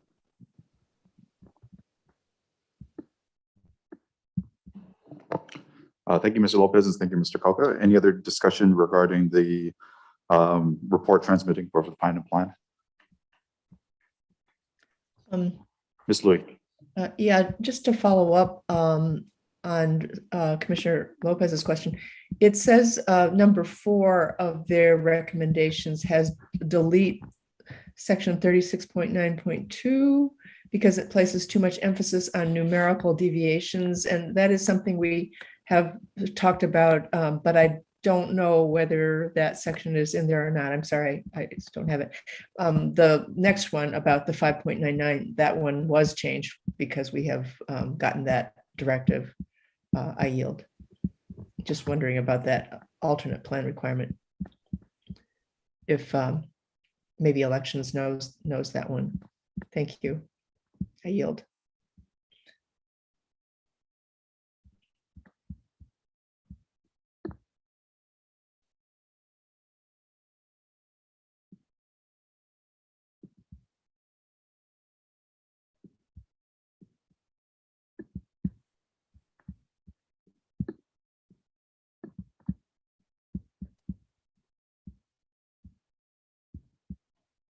Chair, so that will be, I don't see elections is here, but that'll be one of the items of the 2011 Commission's recommendations that I'll look into. And it'll be part of what I provide at the next meeting. Okay, thank you, Mr. Kalka. Okay, just if I could just ask that be done at the beginning of our meeting, because as we change the map, it would be helpful to know that.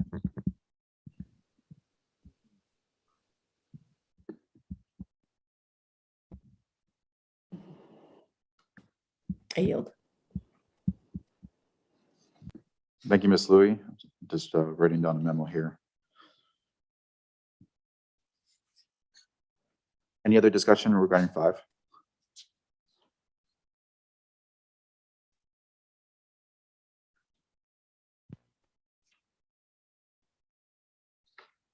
Now we're going to move over to reports. Chair, this is Dennis.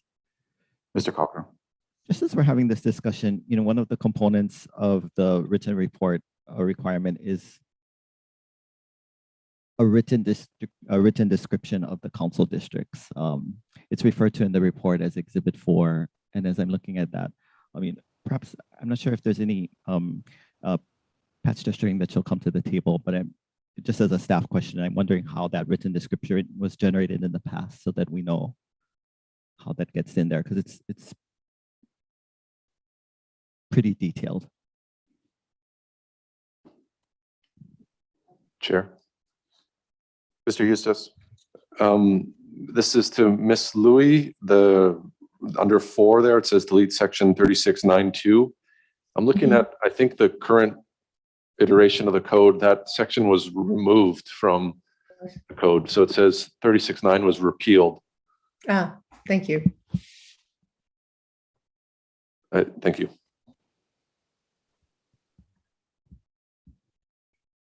I apologize, Dennis, go ahead.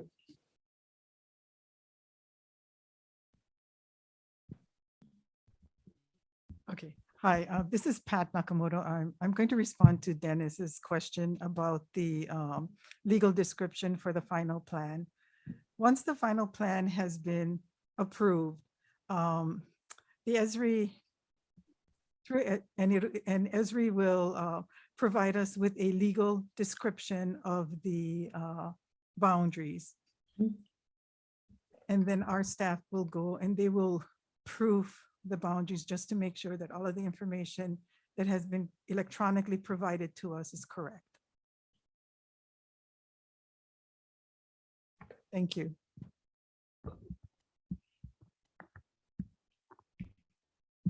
Thank you, Ms. Nakamoto. Any other discussion here? Chair, this is Dennis. So also with following up on the recommendations of the past commission, I'll also have by the next meeting that skeleton report that I mentioned, so that the commission will be able to review at the next meeting what at least the outline of the report, similar to 2011, and make any determinations on what further information would need to be completed. Okay, thank you, Mr. Cocker. I appreciate that. Any other discussion here for new business 5?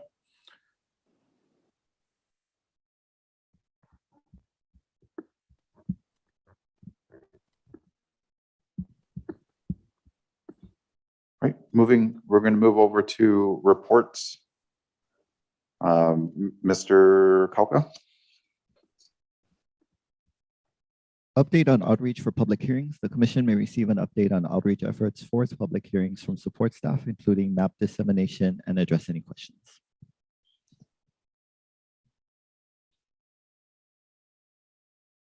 All right, any discussion on or any questions for the staff?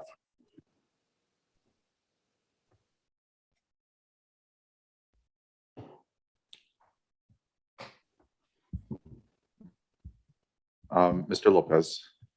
Yes, in the outreach to the public, I haven't seen it, pardon me if it's available, but I haven't seen it.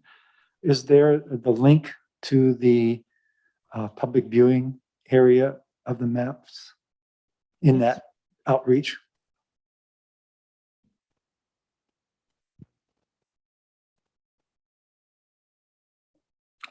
Miss, I think that question is for election staff. Sure, this is Dennis. So yes, the link is on the public notice on the public hearings. It's also, we've also sent it as a hyperlink as part of the messaging that the draft plan is available online to all of our subscriber lists. The direct link is also available on the elections homepage, and we continue to work with our IT department to have that prominently featured in other areas of the county website. Okay, but it is in the printed outreach information, is that right? Yes. Thank you very much. Very good.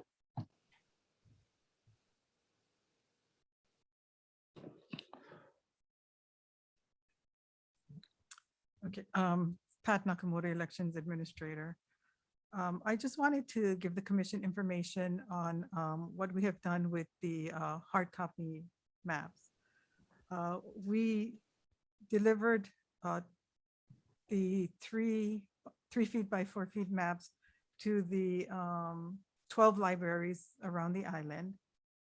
And we also went out and we tried to place the smaller maps, which are 11 by 8.5 by 4. What size are they? 11 by 17 maps on bulletin boards and in different areas around the island that were considered high traffic areas, So we placed at least 2 or 3 in each of the 9 council districts in mini marts or, community stores around the island, on bulletin boards. So there was a total of about 28 sites that we placed these smaller maps at. And there were 2 post offices that one in Kealakekua and one in up in North Kohala that had bulletin boards that we were allowed to place the smaller maps on. So the maps are already out there in the field. Thank you. Thank you, Ms. Nakamoto, and thank you for your for the staff for putting that out into the public. Really, really appreciate that. Is there any other questions we have for our election staff?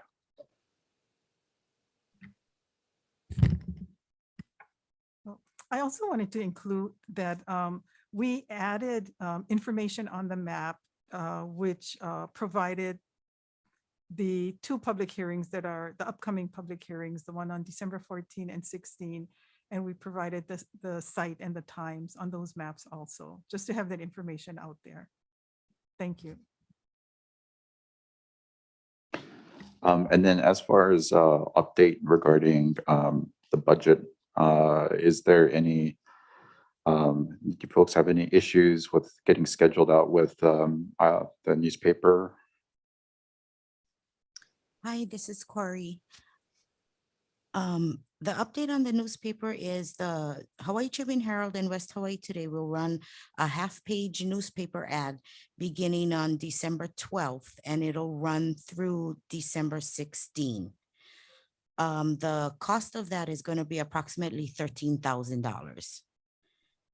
And then additionally, for another $1,200, we have online advertising as it's like a banner on both the Tribune Herald and West Hawaii Today's websites.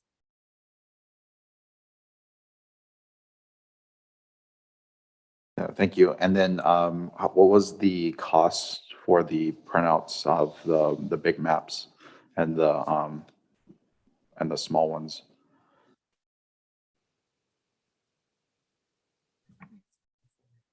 For both the large maps and the smaller maps, approximately the total cost would be about $600.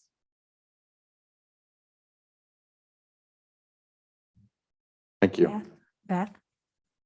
Ms. Beth. Yeah. Did you say there were 128 maps of the 11 by 17s distributed island-wide? No, we distributed, there's about 28 sites that we place these maps at around the island. And we try to target at least 2 or 3 in each of the council districts So there were 28 total maps? that And were you- distributed. And you distributed evenly amongst the districts? Yeah, we tried to, because in some areas it was harder to find places that would allow us to post the maps, but there should be at least 2 in each district. So are there any other maps that the commissioners can put up? Because 2 maps for Upper Puna won't reach the people. Yeah, sure. If you would like I'd some love. of the maps, yeah, Yeah. we'd be happy to give you some Oh, to thank you. post. Okay. Sure. Chair. Ms. Beth, do you yield? So I yield. Thank you. Mr. Hustis. And just for clarity, I think, Chair, the 2 to 3 for each of the current districts is on top of the 12 libraries. Is that correct, Ms. Nakamoto? Yes, that's correct. Okay, thank you.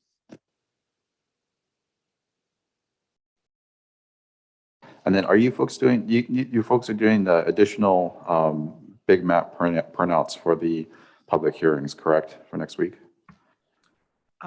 Yes, we will have the big maps, 1 at each site. Thank you.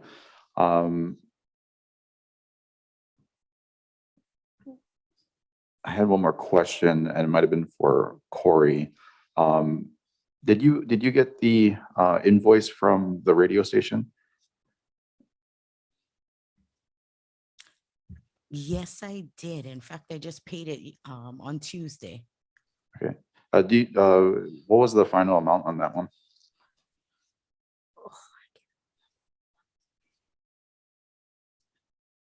You know, I am right off the top of my head, I can't remember, but I can go get that information for Oh, you. no worries. If you just give us a report for the next meeting, that'd be good. Okay.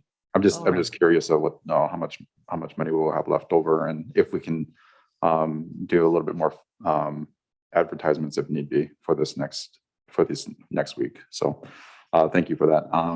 Any other questions or comments from the commissioners? Beth? Ms. Beth? I was just, I wanted to check in with the other commissioners on if 2 maps or 3 maps in their district, well, having the libraries have the big maps is great. My concern as far as public outreach is that people are working during the day or doing things and they can't access the libraries and they're limited in that capacity. And I think it's a really great place to have them. When I think of 2 or 3 of these larger maps that are good being dispersed in each area, it might be easy for the smaller districts like Hilo or the Kona areas. But in Puna, I think of the bulletin boards that the county knows about in the subdivisions in Upper Puna. If Hawaiian Acres had one, if Fern Acres had one, and if KL Town Center had one, and let's say the health food stores had one, that would be 4 right there. I had thought we were going to work with faith-based organizations and get them out to that. We're not going to do that one. I'm sorry, but this is the first time I'm hearing anything about faith-based organizations. I didn't hear Okay. about any of Yeah, that. I guess maybe I was talking about it to somebody else, but I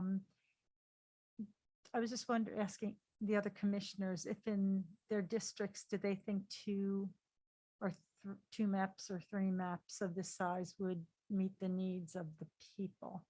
Oh, we did have a discussion about the schools and we couldn't do that because we were going to have we don't have the time to go through administration. Right. So yeah, I'm just wondering, I don't think that for my district, even 3 maps would look even close to cut it.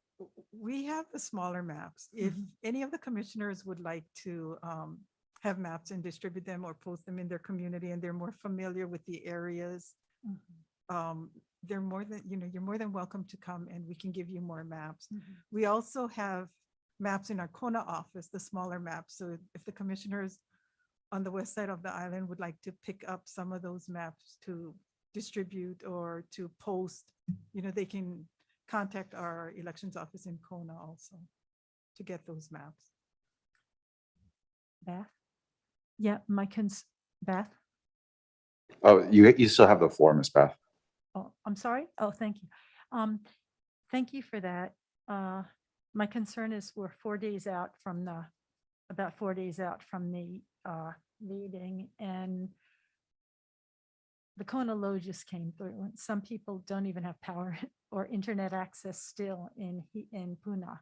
And I understand that might be true in Ka'u, in some districts. So, and I'm limited in my resources and time right now to be able to go. It's a huge area, and driving it just isn't practical at this late date. I just wanted to express my concern on that. Because I've been getting calls and emails from people, how do you get into the site? When are the meetings? People don't know, they try to go into the site and they're unable to do it. So there's a concern of the information getting out. I know you're doing your best. I'm just not exactly sure. I just keep referring them to your office is what I've been doing. But okay, I'll take as many as I can, but I'm interested to hear from the other commissioners to see what their take on it is. I yield. Ms. Beth, I have a quick question. You said that the link wasn't working? Well, this has been an ongoing issue in my district, and I've heard in District 6, part of District 6, because some of the people in District 6 still sort of polarized towards the District 5 gatherings, and a little bit from District 4. People don't have a clue. There's still people that don't know that the redistricting process is going on. And with the Kona low that came through, it was a mess. People didn't have power, and then they didn't have Hawaiian Tel when they had the fiber optics. And it's unfortunate, but people don't know. They have no clue that we're doing a redistricting process right now. And these are people in the community that are super active, that are trying to get into the process. And as I said, I just refer them to the elections office to get help. But if they don't have an internet connection, they can't do that. So yeah, I guess we're doing the best that we can, but I'm not sure if it's good enough to reach the people at this point in our community. I yield, but I'm curious to see what other commissioners have had experience with. Mr. Akamu. Thank you, Chair. I just wanted to share that I'm really appreciative of the county staff, Ms. Nakamoto, as well as all of her colleagues for organizing all of this information for our communities. Having just 2 of those big maps is problematic in a big district like Ka'u. However, I do want to acknowledge that at our last meeting, Ms. Nakamoto did ask the commissioners to share with them directly if there were any particular spots that they would like the 8.5 by 11 maps dropped off at. And commissioners were able to contact Ms. Nakamoto to let her know specifically of other locations or community places to put those. And I do remember Ms. Nakamoto also sharing that commissioners can request as many copies of the maps that they would need to distribute or pass on to other community groups to distribute. And I believe that's still available to request. So Commissioner Chair, I'll just ask to remind the commissioners, perhaps before we leave today, to contact Ms. Nakamoto and the county staff directly and see how we can connect with the organizations that we know in our communities. Specifically for Ka'u, we're distributing information through the Ka'u calendar. In print, it has about a 10,000 circulation, so it goes out to all the residents' homes for free. There's also the Ka'u calendar blog that has high traffic, and it's updated every day. And we have been posting information about the new maps and where they can read the public notices that are posted for the community. So we've been utilizing those means in Ka'u, and it's worked fairly well. But I agree, we definitely have connectivity issues in Ocean View. So that's one of the communities, that we here in Ka'u want to reach out more to. And we were definitely affected by all the rains and the floods. So we definitely have just a few more days left before our next meeting next week. So anything that we can do and work with our networks to get this information out would be great. And I really thank Ms. Nakamoto's staff for all the behind the scenes work that they do to get us this information to distribute. So it's been a challenge, but we're doing our best in Ka'u, and we'll definitely do our best for these next few days to try to get more support. So yeah, thank you, Chair. I yield. Thank you, Mr. Akamu.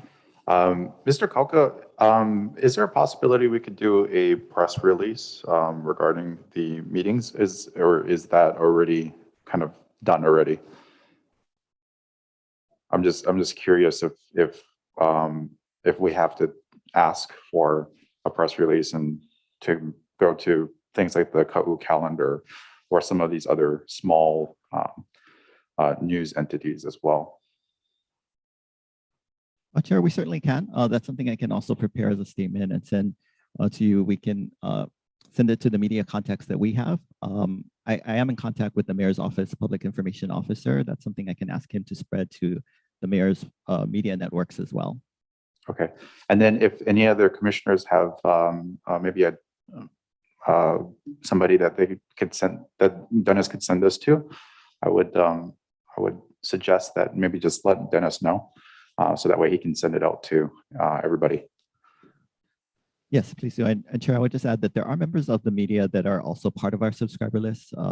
Reporters from the Tribune Herald, West Hawaii Today, Big Island Now, that receive every notice that we send out on information with the on the commission's activities, including receiving the link to the maps and agenda information. Okay, thank you, Mr. Kalka. Do you have any other questions regarding the reports? Chair. Mr. Hustis? Thank you. Thank you, Ms. Nakamoto. Is it possible for myself to stop by the elections office here in West Hawaii today, following our meeting, to grab a stack of some maps? Yes, sure. I'm not exactly sure how many she has there, but I know she has some. I think we dropped off about 20 or 25 with her, and it was for the public. But if you want those maps, we can always get more maps out there to her, and you can take whatever she has. Thank you. I appreciate that. I'll probably swing by there and grab a few that I can distribute on my way back up north. Mahalo. I'll fight you for it.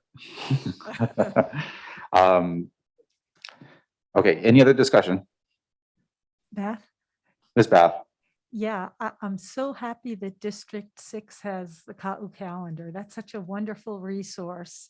Julia and them they're just great. We don't have that. We don't have that in Upper Puna. And you guys got it down. I totally forgot you had that. So good for you. I wasn't suggesting that elections wasn't doing a great job and doing what you can. I appreciate all your help. I was under the impression that when you had mentioned that spots where you could put up the maps, I had assumed that like community association buildings were amongst those, but apparently they weren't. So that it was an assumption that I made. So I didn't ask you or tell you about those because the county comes out there a lot. Yeah. So thank you though. Yeah, we were concentrating on more high traffic areas, like where a lot of the community would go, like the community stores or the post office and places like that.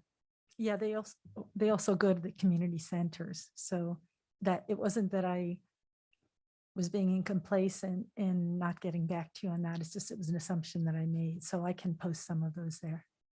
I yield.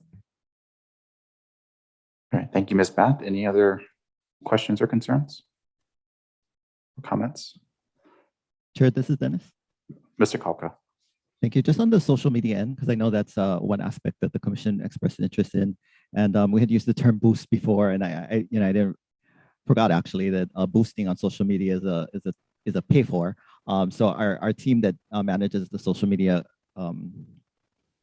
Facebook page for the Office of the County Clerk did try to pursue it, and I know we made Chair aware that there was sort of a, I guess I use the word convoluted process to authenticate the page as being part of an organization. So the workaround is that we will on our Facebook page, and it's another way of getting information out there to those who are plugged in, of course, to these type of platforms. We'll put out information on the public hearings daily starting today, including, of course, the link. And we would encourage commissioners who are users of social media. Of course, you can create your own posts, but if you follow COH Office of the County Clerk, you can also share those. Share those posts and just to exponentially create the outreach there on that end as well. Thank you, Mr. Kalka. Without hearing any other reports, I'm going to move over to announcements, and I'll pass it back over to Mr. Kalka. Sure, thank you, Chair. So yes, of course, the major announcement is just that public hearings for those watching on the draft plan are scheduled for 6:30 p.m. on Tuesday, December 14 and Tuesday, December 14 and Thursday, December 16. Again, that start time is at 6:30 p.m. And just to be clear on what's on the notice, in-person testimony will be welcome on both dates at both sites. So those locations will be at the Hilo County Building, Council Chamber, which is at 250 Puni Street. And the chamber is located in room 1401. Also the West Hawaii Civic Center Council Chamber at Aneakioho Kalole Highway on Building A. We are encouraging folks to register for testify just so that we can expect the number, but we will accept testimony for anyone who appears. Another option is virtual testimony on the Zoom platform and dial in as well. And of course, written testimony is continuously accepted. We want to encourage those who may be watching to call the commission staff number, which is 808-961-8020, for more information, or you can email redistrictingcommission@hawaiicounty.gov. The staff does its best to provide information to anyone who contacts us. Is there any other announcements from the commissioners? All right, can I have a motion to adjourn? So moved. Motion by Mr. Eustace. Second. Seconded by Mr. Yoshina. All in favor, say aye. Aye. Aye. Sounds like the motion carries. We are adjourned at 11:57. Have a great day, everybody. Aloha.